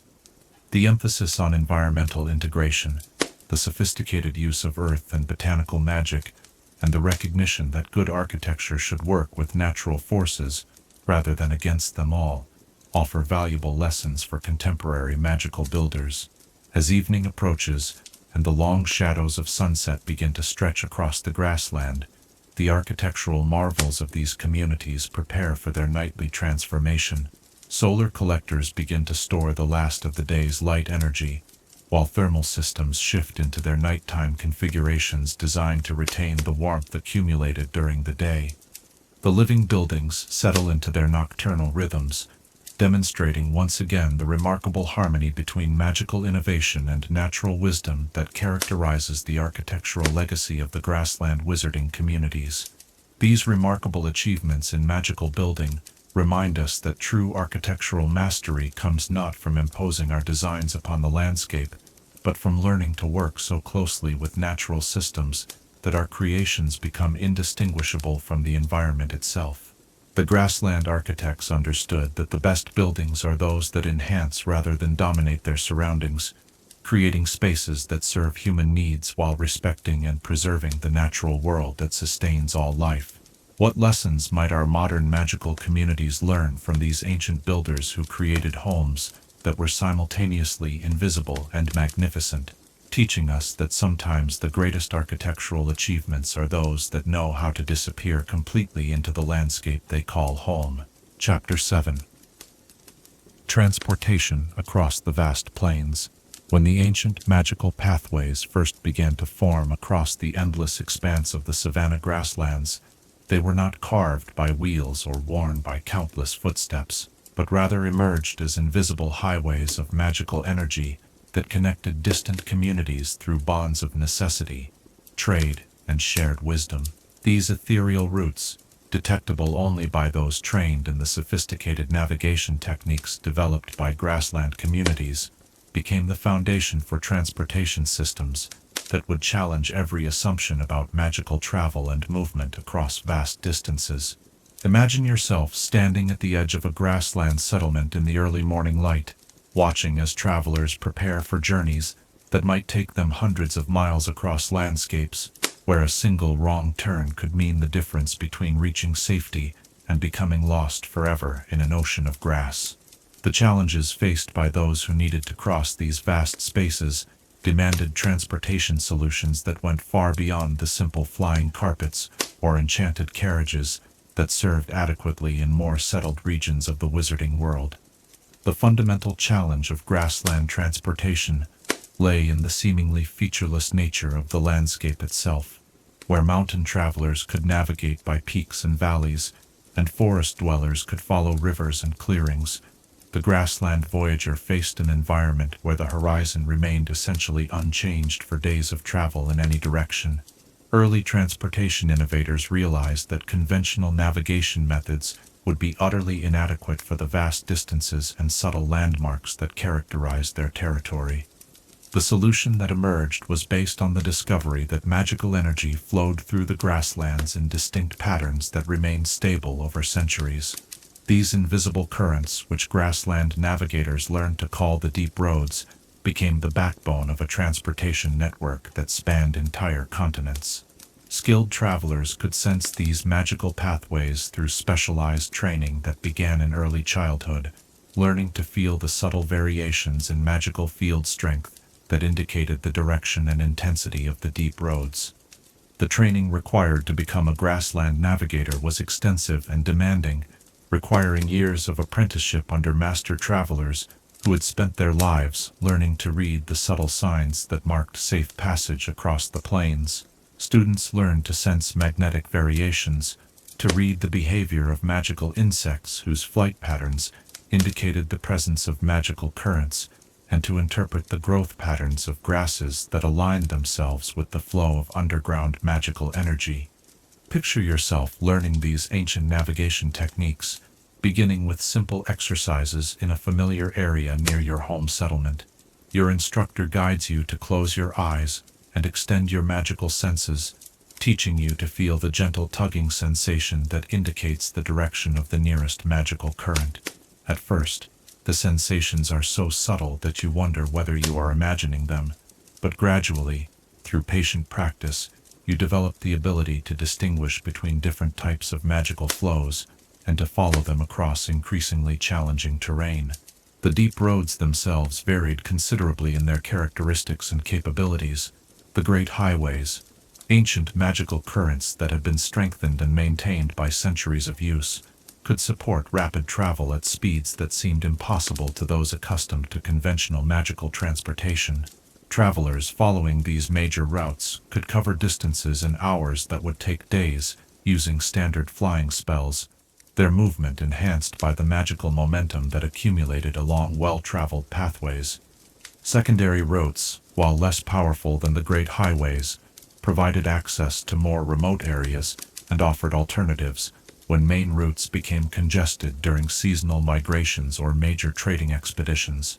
These paths required more skill to navigate and could not support the same speeds as the major routes, but they were essential for reaching the scattered settlements and resource sites that dotted the grassland regions. The most challenging routes were the whisper paths, barely detectable magical traces that connected the most isolated communities or provided emergency alternatives when other routes were blocked by weather or other hazards. Following a whisper path required exceptional skill and carried significant risks, as travelers could easily lose the trail and find themselves stranded in trackless wilderness with no reliable way to determine their location or direction. The vehicles used for grassland transportation represented remarkable innovations in magical engineering, designed specifically to take advantage of the unique properties of the deep roads, while providing protection and comfort for travelers crossing vast distances. The most common of these was the Grass Runner, a sleek, low-profile vessel that could glide above the grassland surface on cushions of magically manipulated air, while drawing propulsion from the magical currents flowing beneath. Grass runners were marvels of lightweight construction, built from hollow stems of giant magical grasses that provided both strength and flexibility while keeping the overall weight to an absolute minimum. The hulls were shaped to minimize air resistance and to channel the magical forces that provided lift and propulsion, while the interiors were designed to accommodate travelers and cargo efficiently during journeys that might last for days or even weeks. The most advanced grass runners incorporated sophisticated magical systems that could automatically follow the deep roads without constant attention from their operators, allowing travelers to rest or attend to other activities during long journeys. These autopilot systems used crystal matrices that could sense and respond to changes in the magical currents, making subtle adjustments to course and speed that kept the vehicle centered on the optimal path. For travelers who preferred more traditional approaches, the grassland communities developed specialized techniques for enhancing conventional magical transportation methods. Brooms designed for grassland travel were longer and more streamlined than their forest or mountain counterparts, with bristles that could sense and channel magical currents to provide additional lift and speed. The riders of these enhanced brooms learned techniques for riding the thermal currents that rose from the sun-warmed grasslands, achieving remarkable distances with minimal expenditure of personal magical energy. The magical creatures that served as mounts and companions for grassland travelers represented some of the most remarkable partnerships between human and animal magic anywhere in the wizarding world. The wind horses, ethereal creatures that existed partially in the material world and partially in the realm of pure magical energy, could carry riders at speeds that approached the limits of conventional apparition, while providing a much more comfortable and stable journey. These magnificent beings required no physical sustenance, instead feeding on the magical energy that permeated the grassland atmosphere. Their relationship with human riders was based on mutual respect and careful negotiation, as wind horses possessed intelligence that rivaled that of their human partners, and would only serve those who approached them with appropriate humility and understanding. Picture yourself forming such a partnership, approaching a herd of wind horses at one of their traditional gathering places, where the magical currents converge into powerful nodes of energy. The creatures appear first as shimmers in the air, gradually becoming more solid as they assess your intentions and magical signature. The negotiation process involves not words, but rather an exchange of magical energies that allows both horse and rider to evaluate compatibility and establish the terms of their collaboration. The most experienced grassland travelers learn to work with teams of different magical creatures, each species contributing its own unique capabilities to the overall transportation system. Swift flying messenger birds could scout ahead and report on conditions along the planned route, while ground-traveling companions could carry supplies and provide assistance if the primary transportation encountered difficulties. Navigation during grassland travel required techniques and instruments that differed significantly from those used in other magical environments. The grass compass, a delicate device that responded to variations in magical field strength rather than magnetic direction, was an essential tool for any serious traveler. These instruments required careful calibration and regular maintenance, as their sensitivity to magical fluctuations made them prone to interference from powerful magical events or areas of magical instability. Star navigation played a crucial role in grassland transportation, as the vast open skies provided unobstructed views of celestial bodies that could be used for precise positioning and direction finding. Grassland navigators developed sophisticated star charts that incorporated not just the physical positions of stars and planets, but also their magical influences and the ways these celestial energies interacted with the terrestrial magical currents. Weather considerations added another layer of complexity to grassland transportation planning. The vast open spaces that made travel possible also created conditions where weather could change with devastating speed and intensity. Experienced travelers learned to read the subtle signs that preceded major weather events, adjusting their routes and schedules to avoid dangerous conditions or to take advantage of favorable winds and magical currents enhanced by atmospheric disturbances. The seasonal variations in grassland transportation reflected the dramatic changes that occurred in the landscape and magical environment throughout the year. During the wet season, when abundant plant growth and increased magical activity created optimal conditions for travel, the deep roads operated at peak efficiency and could support heavy traffic and rapid movement.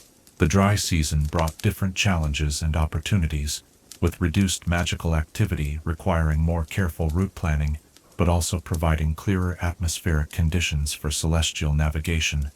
Emergency transportation procedures developed by grassland communities saved countless lives over the centuries, providing reliable methods for evacuating settlements threatened by natural disasters, magical accidents, or other dangerous situations. These emergency systems used specially maintained routes that remained operational even when other transportation networks were disrupted, ensuring that help could reach isolated communities and that people could be moved to safety when circumstances required.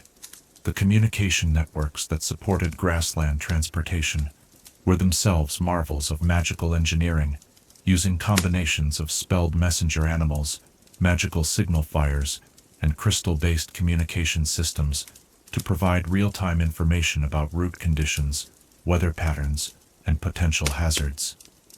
These networks allowed travelers to make informed decisions about their journeys and provided early warning of dangerous conditions that might affect transportation safety.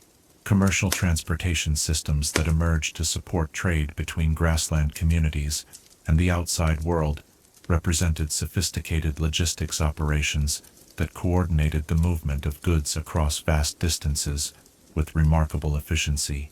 Merchant caravans using grass runners and other specialized vehicles could transport valuable materials and finished goods between regions, creating economic opportunities that supported the development and prosperity of scattered settlements. The training centers where young people learned the skills necessary for grassland transportation became focal points for cultural exchange and knowledge sharing. Students from different communities would gather at these centers to learn from master navigators and vehicle operators, creating friendships and professional relationships that strengthened the bonds between distant settlements.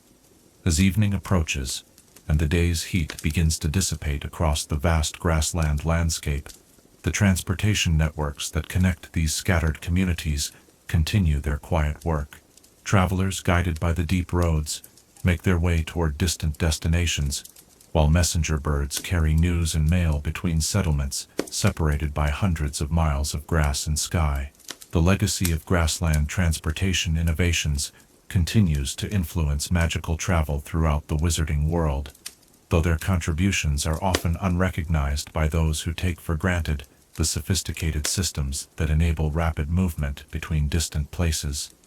The emphasis on working with natural magical forces rather than against them, the development of sustainable transportation methods that enhance rather than depleting magical resources, and the recognition that successful transportation requires community cooperation and shared responsibility, all offer valuable lessons for modern magical travelers. These remarkable achievements in magical transportation remind us that the greatest innovations often come from those who face the most challenging circumstances, forcing them to develop creative solutions that push the boundaries of what seems possible.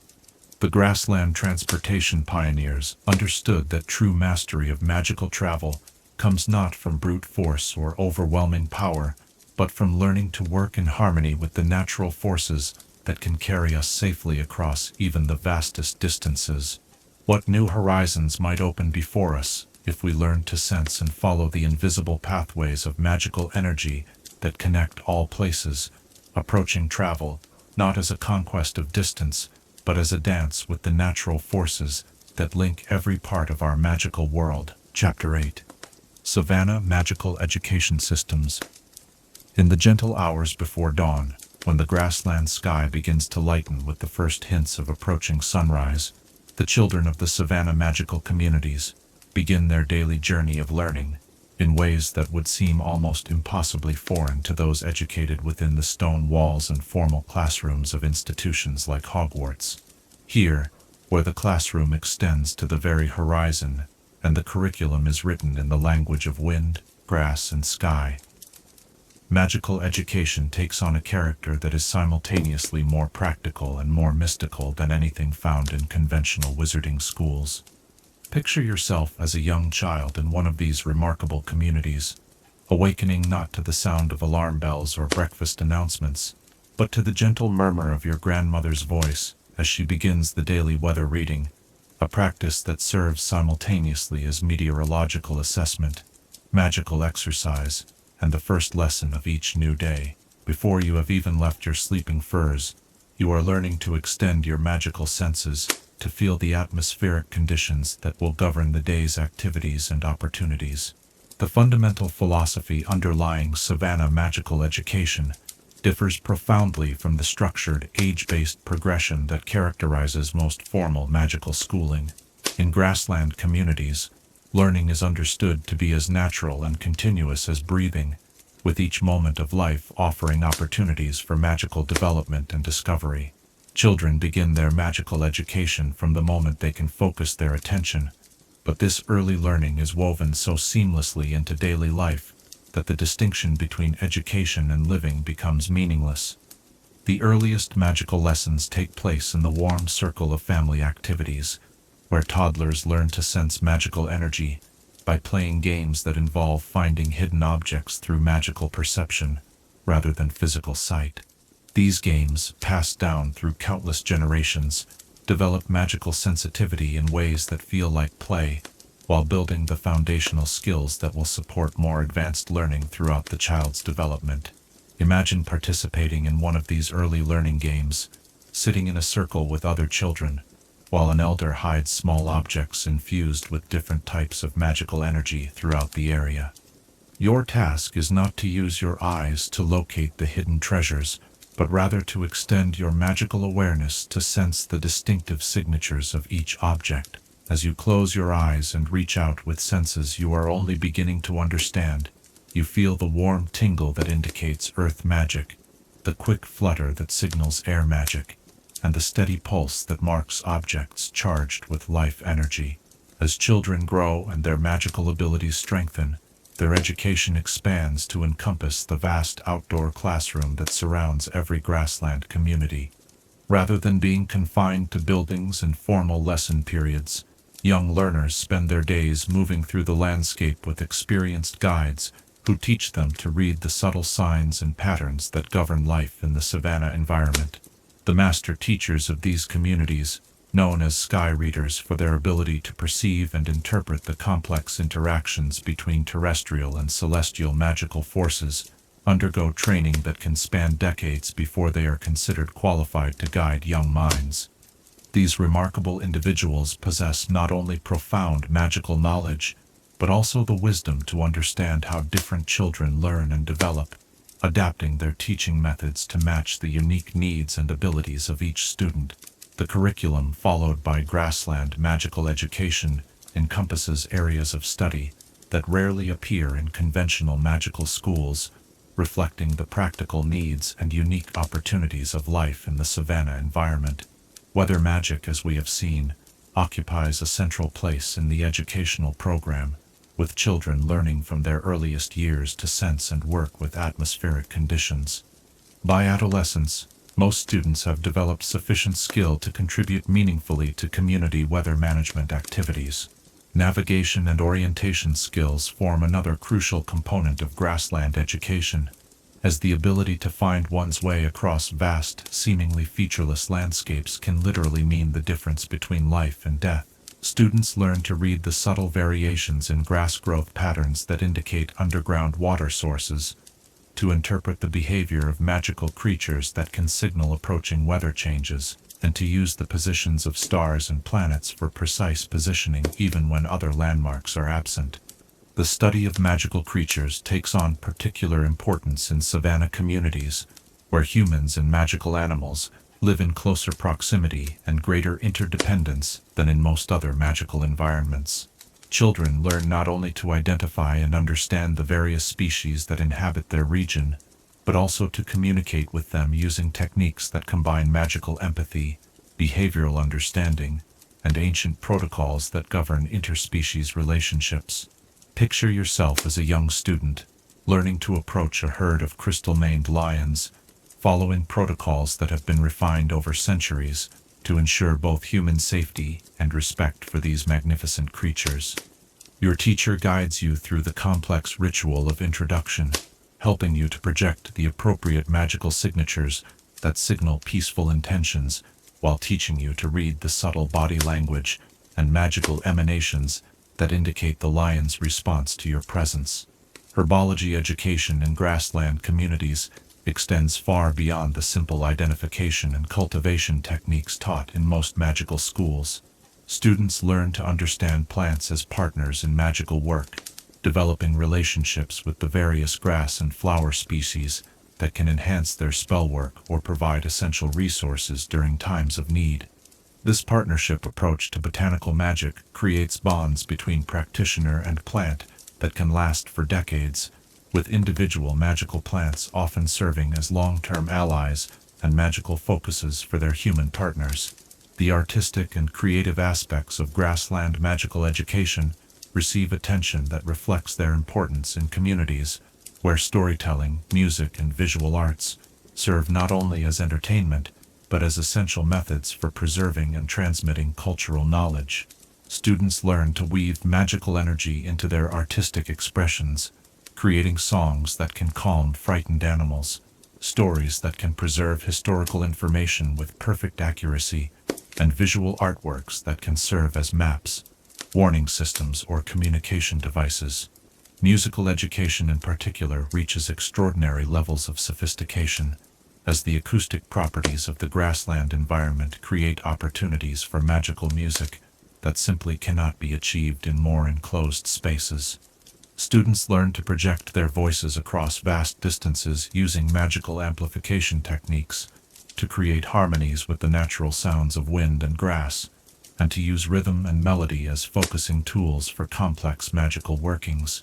The mathematical and theoretical aspects of magical education are approached through practical applications that make abstract concepts immediately relevant to daily life. Geometry is learned through the design of magical symbols and the calculation of optimal positions for magical workings, while arithmetic skills are developed through the complex resource management calculations required for community survival in challenging environments.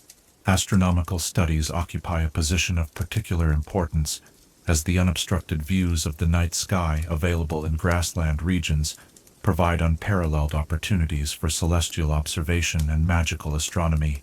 Students learn to track the movements of stars and planets, not just as intellectual exercises, but as practical skills essential for navigation, timing of magical workings, and prediction of seasonal changes that affect everything from weather patterns to magical creature migrations. The assessment methods used in grassland magical education differ dramatically from the examination systems employed in formal magical schools. Rather than testing students through artificial challenges or written examinations, grassland educators evaluate progress through participation in real community activities that require the application of learned skills under actual conditions.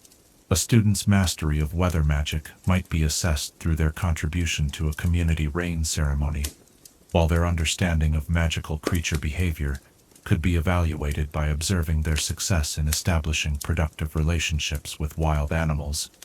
This assessment approach ensures that education remains connected to practical application, while also providing students with meaningful ways to contribute to their communities, even during their learning years.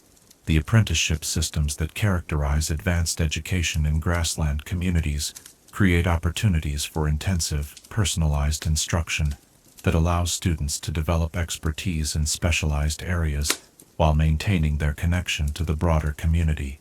Young people will show particular aptitude for specific skills, whether weatherworking, creature communication, navigation, or any of the other specializations essential to grassland life, are paired with master practitioners who guide their development through years of hands-on experience. These apprenticeship relationships often evolve into lifelong professional partnerships, with former students eventually becoming colleagues and collaborators with their teachers. The continuity provided by these long-term relationships helps ensure that specialized knowledge and techniques are preserved and passed down intact, while also creating opportunities for innovation and improvement through the fresh perspectives that each new generation brings to traditional practices.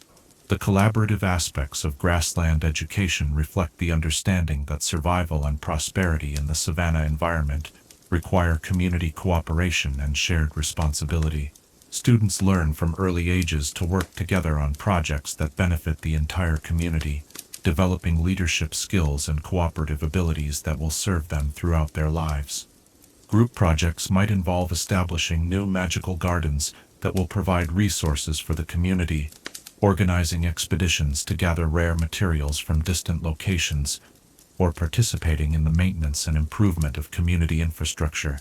These collaborative efforts teach students that individual magical ability, however impressive, is most valuable when it contributes to collective well-being and community prosperity. The seasonal rhythms that govern life in grassland communities are reflected in educational programs that adapt to the changing conditions and opportunities that each time of year provides. The wet season, with its abundance of magical energy and optimal growing conditions, becomes a time for intensive practical instruction in areas like herbology and weather magic. The dry season, with its challenges and limitations, provides opportunities for learning resource conservation, emergency management, and the patient observation skills required for successful survival in harsh conditions. The connection between grassland magical education and the broader wizarding world is maintained through exchange programs that allow young people to spend time in other magical communities, learning different approaches to magical practice, while also sharing their own unique knowledge and perspectives.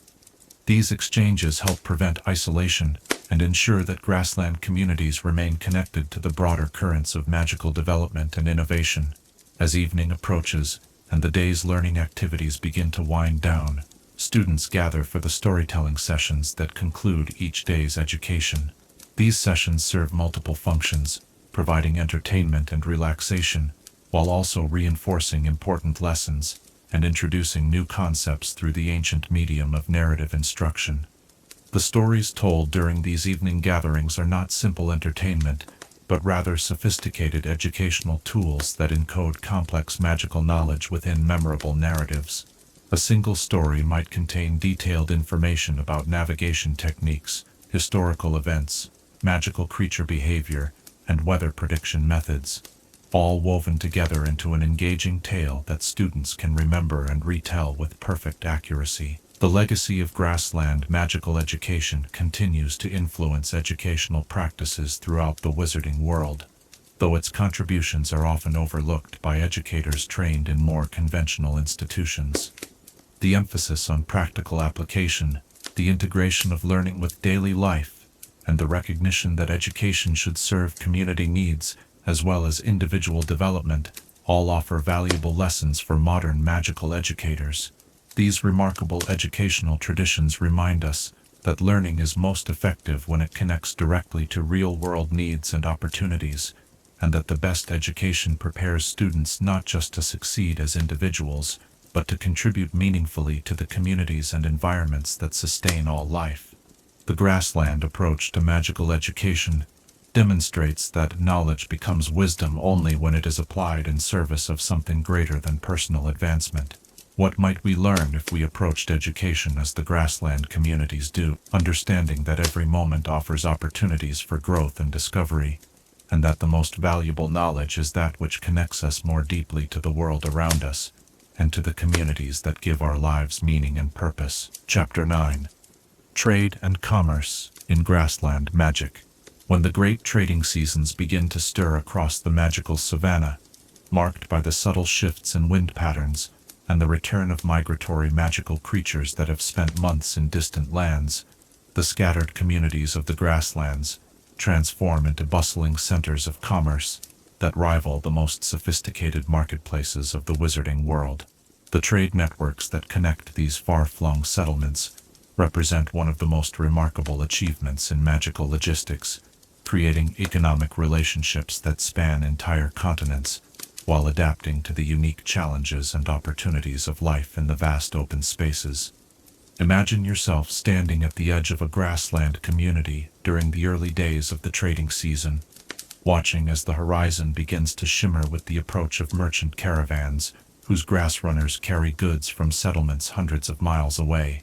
The anticipation is palpable as residents prepare for weeks of intense commercial activity that will determine their prosperity and resource availability for the coming year, while also providing opportunities for cultural exchange and the sharing of knowledge that keeps these isolated communities connected to the broader currents of magical civilization.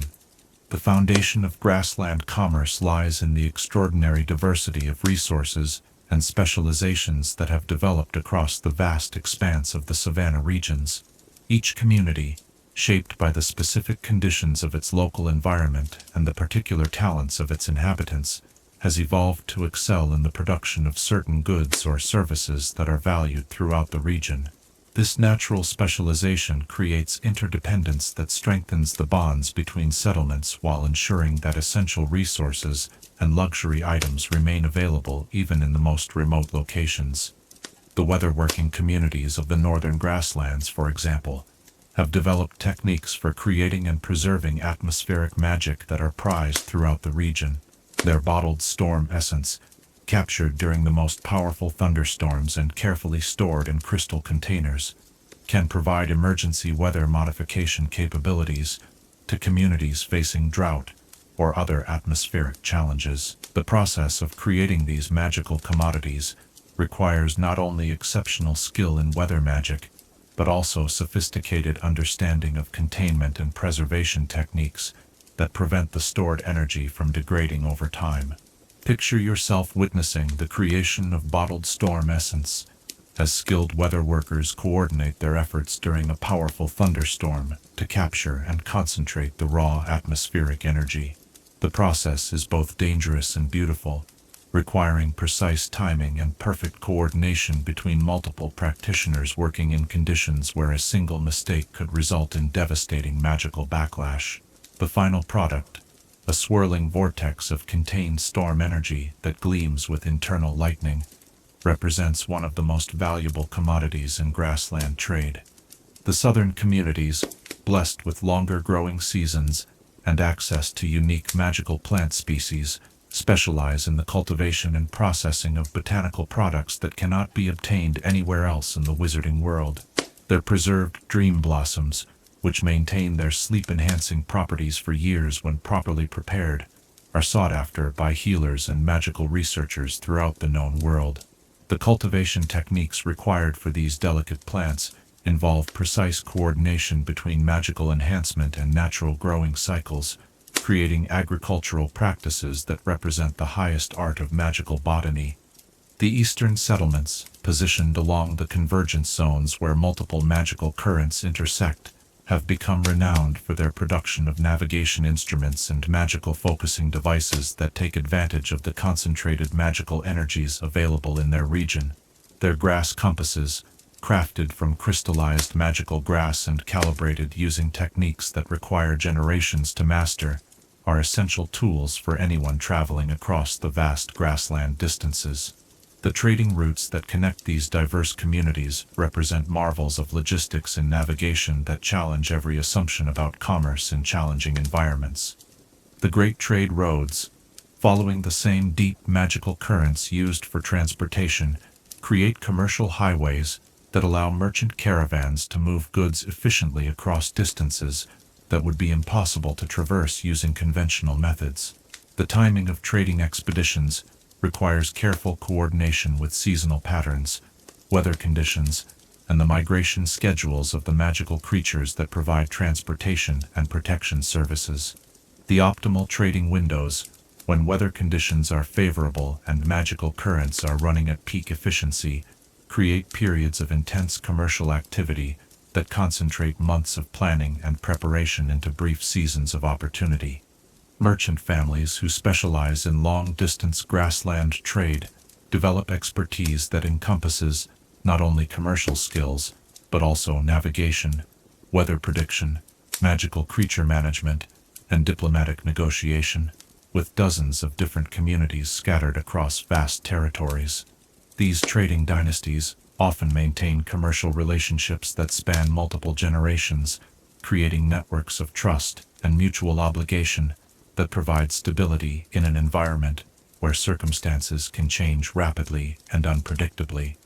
The caravans that carry goods across the grassland trade routes are themselves marvels of magical engineering and organization. The lead vehicles, typically the largest and most heavily laden grass runners, carry not only valuable cargo, but also the magical equipment necessary for navigation, communication, and emergency response. Secondary vehicles transport supplies and equipment needed for the journey itself, while specialized escort craft provide protection against both natural hazards and potential threats from hostile magical creatures or bandit groups. Picture yourself traveling with one of these remarkable commercial expeditions, experiencing the daily rhythm of life on the trade roads. The caravan rises before dawn, with scouts departing to check conditions along the planned route, while cargo handlers perform the careful loading procedures that ensure optimal weight distribution and magical balance. The day's travel proceeds at speeds that seem impossible to those accustomed to conventional transportation, yet the journey feels smooth and controlled, as the skilled pilots guide their vessels along the invisible currents that provide both propulsion and navigation. The evening camps established by trading caravans represent temporary communities where commercial negotiations, cultural exchange, and social interaction create opportunities for relationships that extend far beyond simple business transactions. Merchants from different regions share meals, stories, and knowledge while conducting the complex negotiations that determine prices, delivery schedules, and payment terms for goods that might not reach their final destinations for months. The payment systems used in grassland commerce reflect the challenges of conducting business across vast distances where conventional currency might be impractical or unreliable. Many transactions involve barter arrangements that exchange goods directly, while others use credit systems based on reputation and future delivery commitments. The most sophisticated commercial arrangements involve magical contracts that automatically enforce payment and delivery terms, protecting both buyers and sellers from the risks inherent in long-distance trade. The magical currencies that have evolved specifically for grassland commerce include crystallized time essence, which stores temporal energy that can be used to accelerate various magical processes, and bottled wind, which contains concentrated air magic valuable for transportation and weather working. These exotic currencies require specialized knowledge to evaluate and handle safely, creating opportunities for financial specialists who serve as intermediaries and advisors for complex commercial transactions. The auction systems that operate at major trading centers during peak season represent some of the most sophisticated commercial institutions in the magical world. These gatherings bring together merchants, crafters, and buyers from across entire regions to negotiate deals for rare goods, commission custom products, and establish the long-term contracts that govern much of the grassland economy. The auctioneers who oversee these events possess not only commercial expertise, but also diplomatic skills essential for managing the complex negotiations between parties who might hold fundamentally different views about value, quality, and fair dealing. The quality assurance systems developed for grassland commerce ensure that goods maintain their integrity and value during the long journeys between producer and consumer.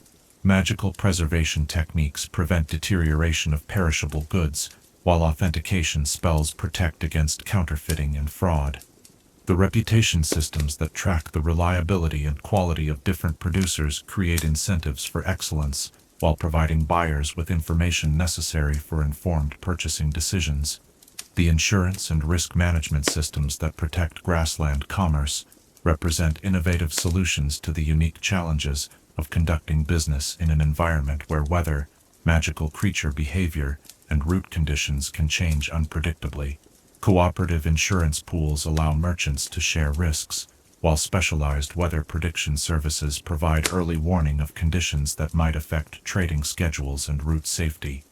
The craft guilds that organize production in different communities ensure that traditional techniques and quality standards are maintained, while also providing support for innovation and improvement. These organizations coordinate training for new artisans, establish pricing guidelines for different products, and maintain the professional relationships that ensure steady supplies of materials and reliable distribution networks. The seasonal markets that accompany the great migrations of magical creatures create unique commercial opportunities that exist nowhere else in the wizarding world. These temporary trading posts, established at the convergence points where multiple migration routes intersect, bring together merchants, herders, and travelers from vast distances for intensive periods of commercial activity that can determine economic conditions for entire regions. Picture yourself attending one of these remarkable seasonal markets, where the temporary city that springs up around the migration routes creates a cosmopolitan atmosphere that rivals the greatest commercial centers of the wizarding world. Merchants from dozens of different communities display their wares in elaborately decorated pavilions, while entertainers, food vendors, and service providers create a festival atmosphere that makes commercial negotiation feel more like celebration than business. The technological innovations that support grassland commerce include communication systems that allow merchants to coordinate with their home communities and customers during extended trading expeditions. These magical networks use combinations of crystal-based messaging, trained messenger creatures, and atmospheric magic to maintain contact across vast distances, ensuring that commercial decisions can be made with current information about market conditions and community needs. The environmental considerations that govern grassland commerce reflect the understanding that sustainable practices are essential for long-term prosperity in regions where natural resources are precious and easily disrupted. Trading practices are designed to minimize environmental impact, while also supporting the conservation efforts that maintain the magical ecosystems upon which all grassland communities depend. The cultural exchange that accompanies commercial activity creates opportunities for the sharing of knowledge, techniques, and artistic traditions that enrich the lives of all participants. Merchants serve not only as carriers of goods, but also as messengers who bring news, stories, and innovations from distant places. These cultural connections help prevent the isolation that might otherwise affect scattered communities, while maintaining the diversity that makes each settlement unique. As evening approaches and the day's trading activities begin to wind down, the sounds of commerce give way to the social activities that transform business relationships into personal friendships and community connections. Shared meals, musical performances, and storytelling sessions create bonds that strengthen the entire trading network, while also providing the trust and mutual understanding necessary for successful long-term commercial relationships. The legacy of grassland magical commerce continues to influence trade practices throughout the wizarding world, though its contributions are often overlooked by those who take for granted the sophisticated logistics networks that make modern magical commerce possible. The emphasis on sustainable practices, the development of innovative financial instruments adapted to challenging conditions, and the recognition that successful commerce requires community cooperation and environmental stewardship all offer valuable lessons for contemporary magical businesses. These remarkable achievements in magical commerce remind us that true prosperity comes not from exploiting resources or dominating markets, but from creating systems that benefit all participants while respecting the natural environments that sustain economic activity. The Grassland traders understood that the best business relationships are those built on mutual respect, shared prosperity, and recognition that individual success depends upon the health and stability of the entire community. What new forms of prosperity might emerge if we approached commerce as the Grassland communities do, understanding that the most valuable exchanges are those that enrich not just the immediate participants, but the entire network of relationships that connects all communities across the vast landscape of our shared magical world. Chapter 10. Rituals and Ceremonies of the Open Sky. Under the infinite dome of stars that stretches unbroken from horizon to horizon, where no tree or mountain peak interrupts the celestial display, and the very air seems to pulse with ancient rhythms older than memory, the magical communities of the Savannah conduct ceremonies that transform the vast grasslands into temples more magnificent than any structure built by human hands. These rituals, born from the unique relationship between open sky and boundless earth, create connections between the terrestrial and celestial realms that would be impossible in any other environment. Picture yourself arriving at one of the great ceremonial grounds, just as the sun begins to set, painting the western sky in shades of gold and crimson that seem to set the very air ablaze. The gathering sight appears at first to be nothing more than a natural clearing in the grassland, but as your eyes adjust to the evening light, you begin to notice the subtle signs that mark this as one of the most sacred spaces in the magical world. Circles of stones arranged in patterns that mirror the movements of stars and planets, pathways of different colored grasses that create mandala designs visible only from above, and the gentle hum of magical energy that seems to rise from the earth itself.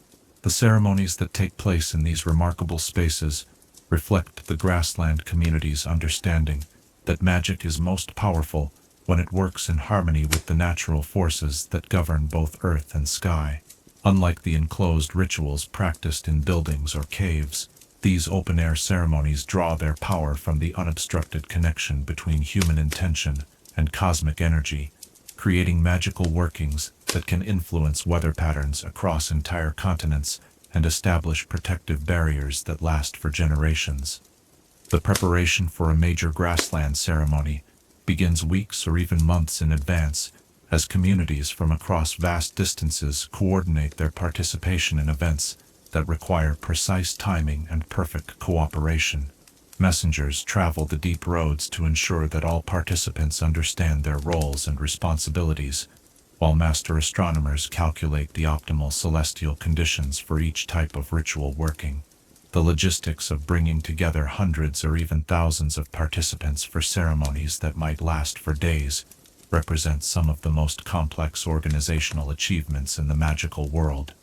The most spectacular of all grassland ceremonies are the seasonal transitions, rituals that mark the change from wet to dry seasons and back again. These massive gatherings transform enormous areas of grassland into living mandalas, where human participants, magical creatures, and the landscape itself combine to create ceremonial patterns that can be seen from miles away. The Spring Awakening ceremony, which calls forth the first rains after the long dry season, involves participants arranged in spiraling patterns that mirror the structure of the storm systems being summoned. Imagine participating in such a ceremony, taking your assigned position in a vast spiral of people that extends for several miles across the grassland. As the ritual begins, you feel the magical energy building around you, starting as a gentle tingle in the air and gradually intensifying until the very atmosphere seems to vibrate with power. Your voice joins with hundreds of others in ancient chants that create harmonic frequencies designed to resonate with atmospheric magical fields, while your movements follow choreographed patterns that channel and direct the collective magical energy toward its intended purpose. The fire ceremonies that mark important community events and personal milestones create displays of magical light that transform the night sky into canvases for artistic expression. These rituals use specially prepared magical flames that burn in colors determined by the emotions and intentions of the participants, creating shifting patterns of light that tell stories, convey messages, and celebrate achievements. The flames themselves are sustained not by conventional fuel, but by the magical energy contributed by the gathered community, making each ceremony a unique collaborative artwork that exists only for the duration of the ritual. The most sacred of these fire ceremonies are the remembrance rituals, where communities honor their ancestors and preserve important historical events through flames that can actually recreate visual images of past events. These remarkable ceremonies use techniques passed down through countless generations to tap into the memory fields that permeate the grassland environment, drawing forth images and experiences from the collective memory of the land itself. Picture yourself witnessing such a remembrance ceremony as the magical flames begin to flicker and dance in patterns that gradually resolve into recognizable scenes from the community's history. You watch in wonder as the fire shows you the faces of legendary heroes, the founding of your settlement, and great events that shaped the development of grassland civilization. The images are so vivid and detailed that you feel as though you are actually witnessing these past events, while the emotional resonance of the ceremony creates connections between past and present that strengthen community bonds and preserve cultural continuity. The healing ceremonies conducted under the open sky take advantage of the unfiltered cosmic energies that reach the Earth's surface only in areas free from obstructions. These rituals combine the healing traditions of multiple communities with the enhanced magical conditions created by celestial alignments, creating opportunities for healing that address not just physical ailments, but also emotional, spiritual, and magical imbalances that conventional treatment might miss. The preparation for healing ceremonies involves careful attention to both the medical needs of participants and the astronomical conditions that will optimize the ritual's effectiveness. Lurs spend days in meditation and purification to ensure that their own magical signatures are perfectly attuned to the cosmic forces they will be channeling, while astronomical specialists calculate the precise timing that will align the ceremony with beneficial stellar influences. The coming-of-age ceremonies that mark the transition from childhood to adult membership in grassland communities are particularly spectacular, using the vast open spaces to create initiation experiences that would be impossible in more confined environments. Young people undergoing these transitions are required to demonstrate their mastery of essential skills through challenges that take place across miles of grassland territory, testing their abilities in navigation, weatherworking, creature communication, and magical combat. Imagine yourself as a young person facing your own coming-of-age ceremony, standing at the center of a great circle marked by torches that extend to the very limits of vision. Your challenge is to reach specific points around the circle's circumference, each one requiring different skills and presenting unique obstacles that test your readiness for adult responsibilities. Some points might require you to call down rain in a specific location, while others demand that you communicate with wild magical creatures or navigate by starlight alone across trackless grassland. The success of these initiation ceremonies depends not just on individual achievement, but also on the candidate's ability to work effectively with the community support systems that make survival possible in the challenging grassland environment.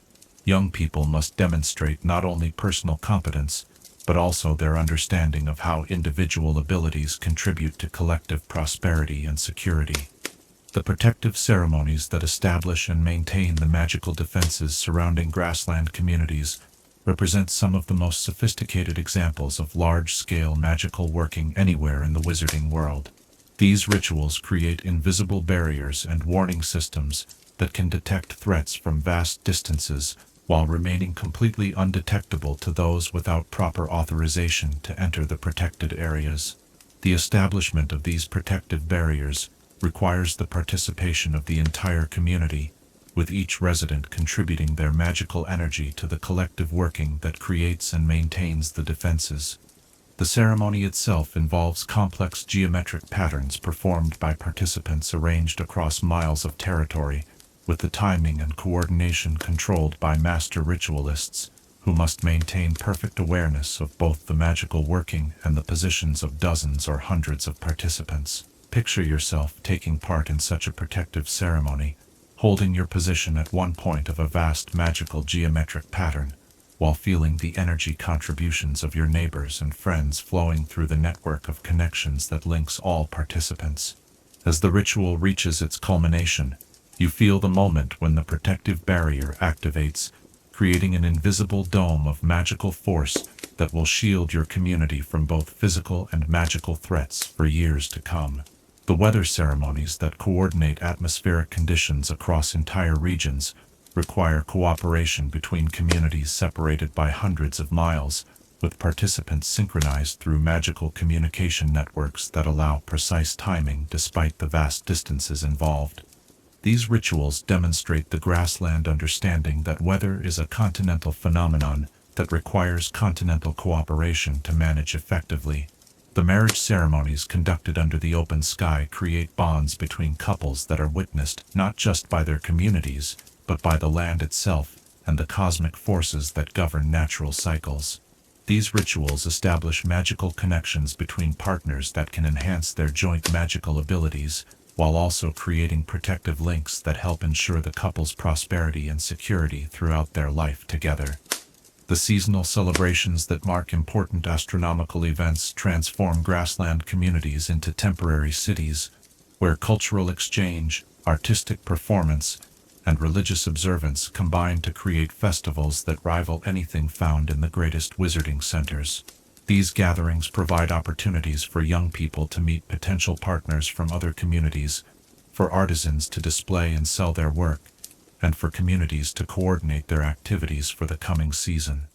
The funeral ceremonies that honor community members who have passed on use the vast open spaces to create memorial experiences that celebrate the deceased person's life, while also helping their spirit find peace and transition. These rituals often involve the creation of temporary monuments from shaped earth and living plants that gradually return to the natural landscape, symbolizing the cycle of life and death that governs all existence.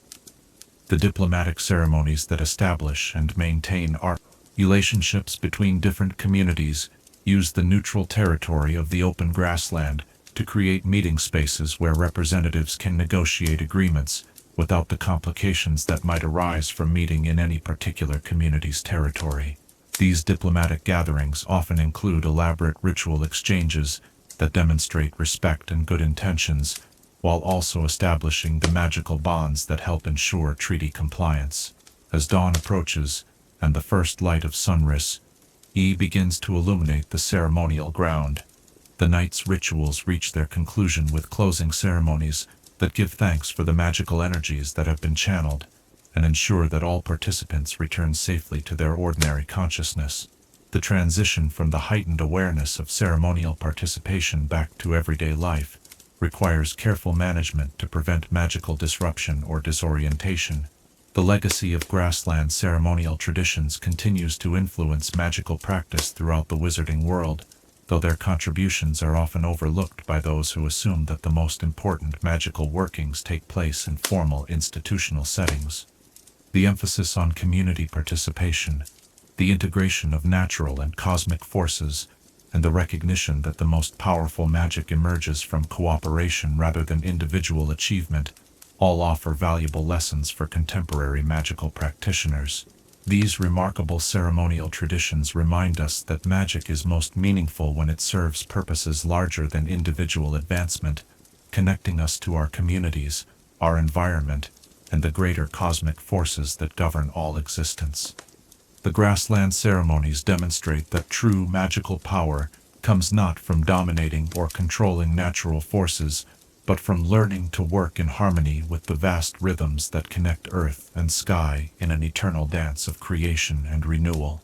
What transformative experiences might await us if we learn to conduct our own important rituals under the open sky, approaching magic not as something to be contained within walls and boundaries, but as a cosmic force that connects us to everything that exists beneath the infinite dome of stars. Chapter 11. Challenges and Threats to Savannah Magic. When storm clouds gather on the distant horizon of the magical savannah, their dark masses promising either life-giving rain or devastating destruction, they serve as potent symbols for the challenges that have tested grassland magical communities throughout their long and remarkable history. These threats, arising from sources as diverse as natural disasters, magical corruption, environmental degradation, and the complex interactions between traditional ways of life and an ever-changing world, have shaped the character and resilience of Savannah magical practice in ways that continue to influence how these communities respond to adversity. Picture yourself standing on a small rise in the grassland as the sky darkens with the approach of one of the massive storm systems that can transform from blessing to catastrophe in the span of hours. The same atmospheric forces that bring the rain essential for survival can also generate tornadoes that devastate entire settlements, lightning strikes that can permanently damage magical infrastructure, and flooding that can destroy the careful underground storage systems upon which community survival depends. The relationship between Savannah communities and these powerful natural forces exemplifies the delicate balance that governs all aspects of life in these challenging environments. The most immediate and constant threats faced by grassland magical communities arise from the extreme weather conditions that characterize their environment.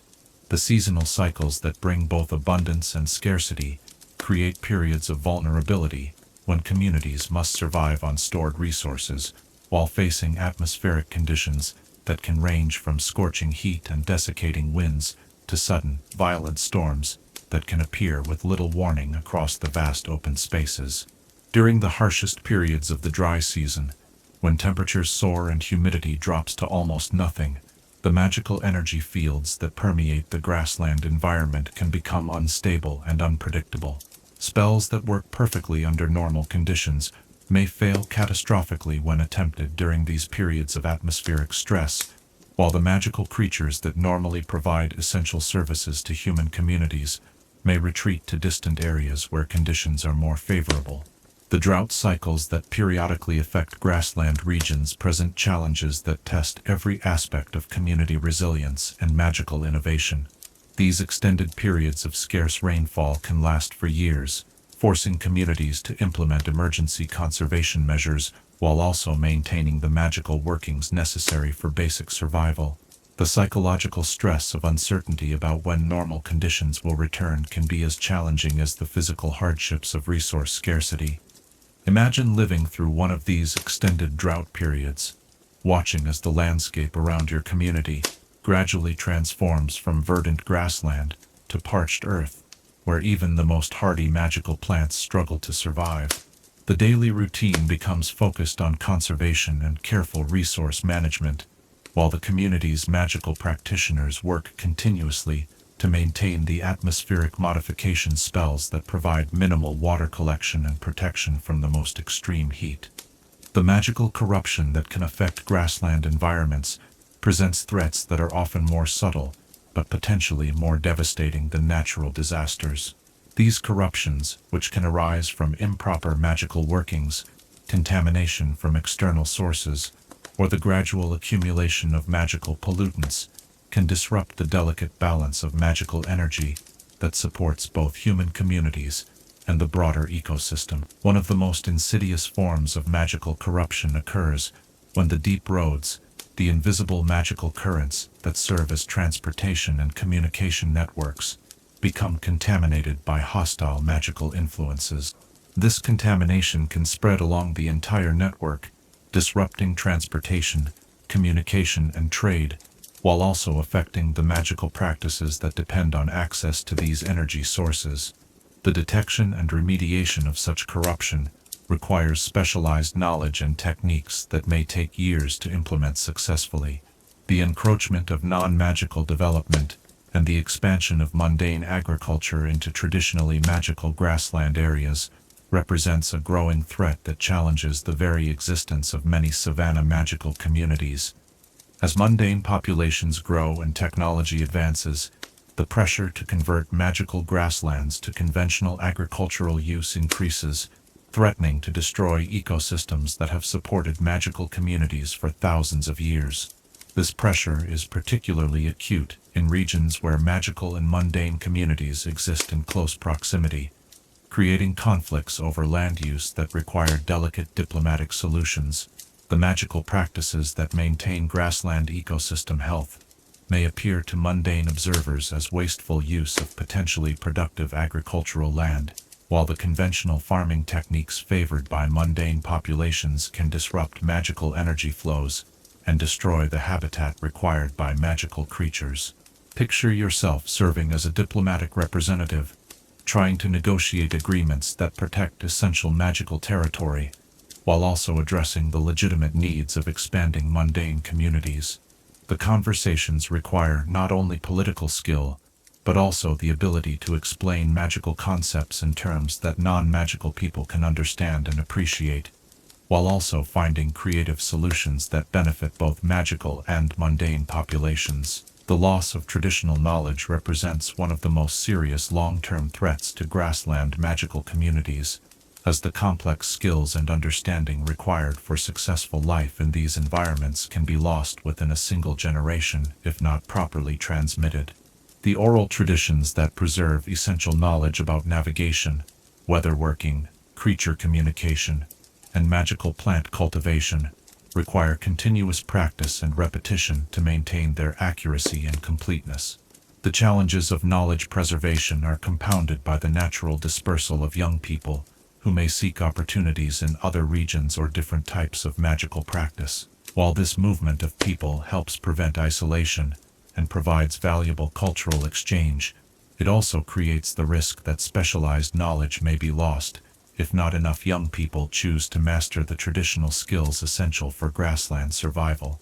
The increasing integration of grassland communities with the broader wizarding world brings both opportunities and threats, as traditional practices encounter new ideas and technologies that may conflict with established ways of life. The appeal of modern magical conveniences and the opportunities available in larger magical centers can draw young people away from grassland communities, potentially leaving these settlements without the population necessary to maintain their traditional practices. The magical creature populations that form essential partnerships with grassland communities face their own set of challenges and threats that directly impact human settlements. Climate change, habitat destruction, and hunting by illegal magical creature traders can reduce the populations of species that provide crucial services such as transportation, weather prediction, and ecosystem maintenance. The crystal-maned lions, whose territorial magic helps protect grassland communities, have experienced population declines in some regions due to conflicts with expanding human settlements and the illegal trade in their magical mane crystals. The loss of these magnificent creatures not only eliminates their direct contributions to community defense, but also disrupts the complex magical relationships that maintain grassland ecosystem balance. Imagine discovering that the crystal-maned pride that has protected your community for generations has been targeted by illegal hunters seeking to harvest their valuable mane crystals for sale in distant magical markets. The community faces not only the immediate loss of protection, but also the complex challenge of establishing relationships with new magical creature partners, while dealing with the emotional impact of losing longtime allies and friends. The invasive magical species that can spread into grassland environments from other regions present ecological challenges that require careful management to prevent devastating disruption of native ecosystems. These invasive species, whether plants, animals, or magical entities, can upset the delicate balance of relationships that have evolved over thousands of years, potentially making traditional magical practices ineffective or even dangerous. The magical plant diseases that periodically sweep through grassland regions can destroy the specialized botanical resources upon which communities depend for everything from basic nutrition to advanced magical workings. These diseases, which often spread rapidly across the interconnected root systems that characterize grassland plant communities, require coordinated response efforts across multiple settlements to prevent devastating losses. The social and political challenges that arise from conflicts between different grassland communities or between grassland settlements and external magical authorities can threaten the cooperative relationships that are essential for survival in these challenging environments. Disputes over resource access, territorial boundaries, or trading rights can escalate into conflicts that disrupt the networks of mutual support that enable grassland communities to thrive. The generational conflicts that can develop when traditional practices clash with new ideas and approaches represent internal challenges that require careful management to maintain community cohesion while also allowing for necessary adaptation and growth. Young people who have been exposed to different magical traditions or modern conveniences may question the value of traditional practices, creating tensions that must be resolved through dialogue and compromise. The economic pressures that result from changes in demand for traditional grassland products or competition from alternative sources can threaten the economic viability of communities that depend on trade for essential resources. The development of synthetic alternatives to traditional magical products or changes in magical fashion and preferences can reduce demand for grassland specialties, forcing communities to adapt their production or find new sources of income. The magical accidents and disasters that can result from inexperienced practitioners attempting advanced techniques without proper training pose the risks not only to the individuals involved, but also to entire communities that may be affected by magical backlash or environmental contamination. The complex magical workings required for grassland survival demand high levels of skill and experience, making proper training and supervision essential for community safety. Picture yourself responding to a magical emergency, where a young weather worker's inexperience has resulted in an out-of-control storm system that threatens to devastate multiple communities. The response requires not only immediate magical intervention to contain the damage, but also long-term efforts to repair the atmospheric disruption and prevent similar accidents in the future. The isolation that can affect grassland communities during emergencies or periods of disrupted communication can leave settlements without access to outside assistance when facing challenges that exceed their local resources and capabilities. The vast distances between communities and the dependence on specialized transportation and communication systems create vulnerabilities that require careful emergency planning and preparation. The cultural erosion that can result from prolonged contact with dominant magical cultures represents a subtle but significant threat to the unique traditions and practices that define grassland magical identity.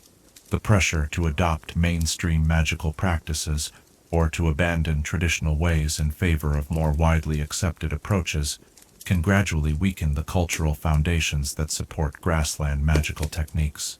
As dawn breaks over the grassland after a night of storm and struggle, the challenges and threats faced by these remarkable communities stand revealed not as insurmountable obstacles, but as tests that have strengthened and refined the character of grassland magical practice.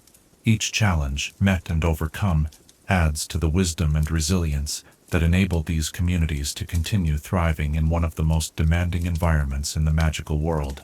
The legacy of how grassland communities have faced and overcome countless challenges offers valuable lessons for all magical practitioners who must navigate an uncertain and often difficult world. Their emphasis on community cooperation, environmental stewardship, and adaptive resilience demonstrates that the greatest threats can often be transformed into opportunities for growth and improvement when approached with wisdom, courage, and mutual support. What strength might we find in our own lives if we learn to face challenges as the grassland communities do, understanding that every difficulty overcome adds to our wisdom and resilience, while recognizing that the greatest obstacles can often be conquered through cooperation, creativity, and unwavering commitment to the values and relationships that give our lives meaning and purpose. Chapter 12. The Legacy of Grassland Wizardry. As the final stars begin to fade in the lightening sky above the endless grasslands, giving way to another dawn that will bring both familiar rhythms and unexpected possibilities, we find ourselves contemplating the remarkable legacy that the magical communities of the Savannah have bequeathed to the broader wizarding world. This inheritance, woven from centuries of innovation, adaptation, and profound understanding of the relationships between human magic and natural forces, continues to influence magical practice in ways that reach far beyond the boundaries of the grassland regions themselves. Picture yourself standing in one of the great libraries of the wizarding world, running your fingers along the spines of books that contain the accumulated wisdom of magical civilizations from every corner of the globe. Among these volumes, you might be surprised to discover how many of the fundamental principles that govern modern magical practice trace their origins back to innovations first developed by the scattered communities of the magical grasslands, their contributions often unrecognized, but nevertheless essential to the magical knowledge we take for granted today. The weather magic techniques that have become standard practice in magical institutions throughout the world owe their theoretical foundations to the atmospheric manipulation methods pioneered by grassland weatherworkers who learned to read and influence continental-scale weather systems out of sheer necessity for survival. The precise coordination required for large-scale weather modification, the understanding of atmospheric magical currents, and the recognition that weather magic must work with, rather than against natural patterns, all emerged from the practical experience of communities that lived or died based on their ability to manage their relationship with the sky. Modern magical meteorologists, working in comfortable offices with sophisticated instruments and reliable supply chains, rarely consider that their fundamental understanding of how magical energy interacts with atmospheric conditions was developed by practitioners who worked under open skies, with nothing but their trained senses and generations of accumulated observation. The mathematical models used to predict weather patterns incorporate equations that were first derived by grassland astronomers, who calculated the relationships between celestial positions and atmospheric magical flows using nothing more than careful observation and inherited wisdom. The transportation magic that enables modern wizards to travel rapidly across vast distances builds upon the navigation techniques and magical current manipulation first mastered by grassland travelers who had no choice but to find efficient ways to cross seemingly endless expanses of open terrain. The deep roads discovered and mapped by these early pioneers provided the theoretical framework for understanding how magical energy flows through the landscape, knowledge that later enabled the development of more sophisticated transportation networks in other regions. Picture yourself using a modern magical GPS device or a sophisticated apparition network, marveling at the convenience and reliability of these systems, while perhaps not realizing that their fundamental operating principles were developed by navigators who learned to sense and follow invisible magical currents, using techniques that required years of training and absolute precision.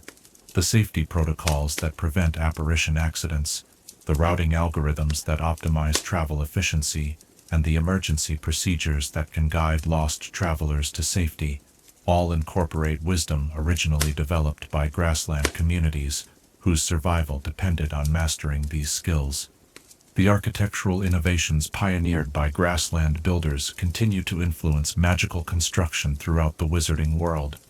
Though their contributions are often so seamlessly integrated into modern practice that their origins are forgotten, the earth-shaping techniques that allow magical buildings to integrate harmoniously with their environments, the botanical engineering that creates living architectural elements, and the energy-efficient systems that minimize magical resource consumption, all trace their development back to the necessity-driven innovations of communities that had to create comfortable, secure homes, using only the materials available in their challenging environment. Modern magical architects working on sustainability projects often rediscover principles that grassland builders developed centuries ago, finding themselves amazed by the sophistication of techniques they assumed were primitive or obsolete. The passive energy systems that regulate temperature and lighting without constant magical input, the modular construction methods that allow buildings to be easily modified or relocated, and the camouflage technologies that can make structures virtually invisible all represent grassland innovations that are finding new applications in contemporary magical construction. The educational philosophies that emphasize experiential learning, community involvement, and practical application have gained increasing recognition in magical education circles as alternatives to the formal, classroom-based instruction that has dominated most magical schools. The Grassland approach to education, which integrates learning with daily life and emphasizes the development of skills that serve community needs, offers valuable insights for educators seeking to prepare students for the challenges of an increasingly complex magical world. Picture yourself visiting a modern magical school that has incorporated Grassland educational principles into its curriculum, watching as students learn magical theory through practical projects that benefit their local communities, while developing the collaborative skills and environmental awareness that will serve them throughout their magical careers. The mentorship programs that pair experienced practitioners with developing students, the project-based learning that addresses real-world challenges, and the assessment methods that evaluate practical competence rather than abstract knowledge, all reflect the influence of Grassland educational traditions. The magical creature conservation techniques developed by grassland communities have become essential tools in the global effort to protect endangered magical species and maintain the biodiversity that supports healthy magical ecosystems. The partnership approaches that create mutually beneficial relationships between human communities and magical creatures, the habitat management techniques that support thriving magical creature populations, and the breeding programs that help recover endangered species, all build upon methods first developed by communities that understood their survival depended on maintaining healthy relationships with their magical neighbors. Modern conservation organizations working to protect magical creatures in regions throughout the world often find that the most effective approaches are those that incorporate the grassland understanding of magical ecology as an interconnected web, where the health of any single species depends upon the well-being of the entire system. The holistic management techniques that consider the needs of multiple species simultaneously, the restoration methods that rebuild damaged magical ecosystems, and the monitoring systems that track the health of magical creature populations all reflect the influence of grassland conservation wisdom. The diplomatic and conflict resolution techniques developed by grassland communities for managing relationships between scattered settlements and diverse cultural groups have found applications in magical international relations and community mediation throughout the wizarding world. The emphasis on finding solutions that benefit all parties, the recognition that long-term stability requires addressing underlying needs rather than just immediate symptoms, and the use of neutral territories and ritual protocols to create safe spaces for negotiation, all represent contributions that continue to influence how magical communities resolve disputes and build cooperative relationships. Picture yourself attending an international magical conference where diplomats from dozens of different magical traditions work together to address global challenges, using negotiation techniques and communication protocols that trace their origins back to the seasonal gatherings where grassland communities coordinated their activities across vast distances and diverse cultural backgrounds. The consensus-building methods that ensure all voices are heard, the trust-building activities that create foundations for long-term cooperation, and the conflict transformation techniques that turn disputes into opportunities for mutual understanding, all reflect the legacy of grassland diplomatic innovation.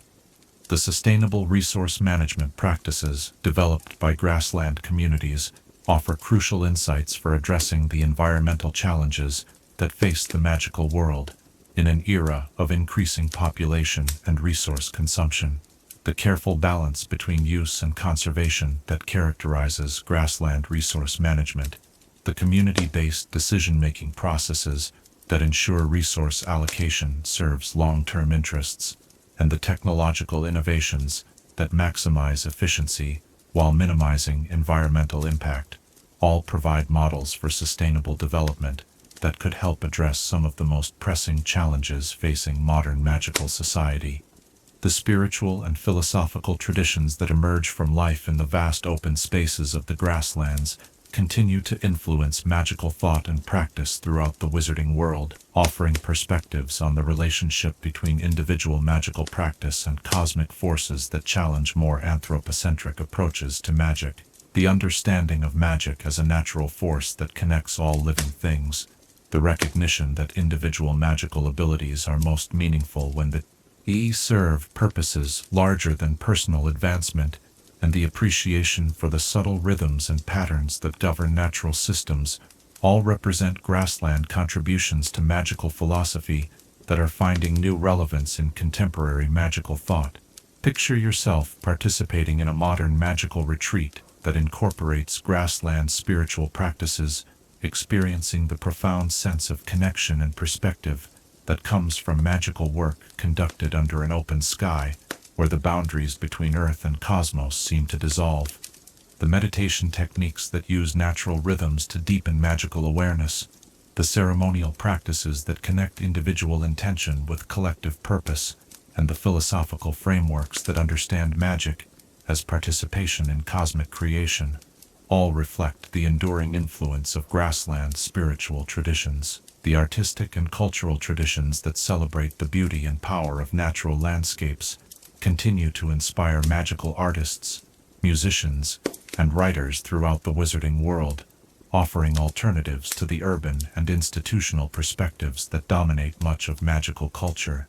The integration of magical practice with artistic expression, the use of natural materials and processes in magical artwork, and the collaborative approaches that create community-based cultural celebrations all represent Grassland contributions to magical arts that are finding new applications in contemporary creative practice. The technological innovations that emerge from the necessity of making efficient use of limited resources in challenging environments continue to influence magical research and development, offering solutions that prioritize sustainability, adaptability, and integration with natural systems over raw power or immediate convenience. The energy storage systems that preserve magical resources for future use, the communication technologies that maintain contact across vast distances without depleting local magical resources, and the manufacturing techniques that create durable goods using renewable materials all represent Grassland innovations that are finding new applications in contemporary magical technology. As the sun rises fully above the horizon, casting its golden light across the endless expanse of grassland that etches toward distant mountains barely visible in the morning haze, the communities that call this remarkable landscape home continue their ancient work of living in harmony with forces larger than themselves, while contributing to the ever-expanding understanding of what magic can achieve when guided by wisdom, compassion, and respect for the natural world.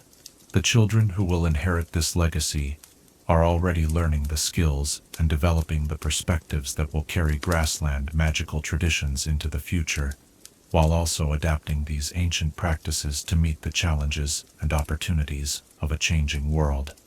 Their education encompasses not only the traditional knowledge that has sustained their communities for countless generations, but also the new understanding that comes from increased contact with the broader magical world, and the innovative approaches that emerge from combining traditional wisdom with contemporary knowledge. The continuing evolution of Grassland magical practice demonstrates that the most enduring traditions are those that remain flexible and adaptive, while maintaining their essential character and values. The communities that have thrived in these challenging environments for thousands of years do so not by rigidly preserving unchanging practices, but by maintaining the underlying principles and relationships that enable them to adapt successfully to changing circumstances, while preserving the wisdom and knowledge that represent their most valuable inheritance. The legacy of Grassland wizardry reminds us that the most important magical innovations often emerge not from formal research institutions or wealthy magical centers, but from communities that face genuine challenges and must develop creative solutions to survive and thrive. Their emphasis on practical application, community cooperation, and environmental integration offers valuable lessons for all magical practitioners who seek to use their abilities in service of something larger than personal advancement. As we prepare to return from our imaginative journey through the remarkable world of Grassland magical communities, we carry with us the understanding that magic is most powerful when it serves to connect rather than divide, to heal rather than harm, and to create sustainable relationships that benefit all participants in the great web of existence that connects every living thing beneath the infinite dome of sky. What wisdom might we discover in our own magical practice if we learn to approach magic as the Grassland communities do, understanding that true mastery comes not from the ability to dominate or control, but from learning to participate wisely and compassionately in the vast, interconnected dance of forces that shapes our world and offers endless opportunities for growth, service, and wonder.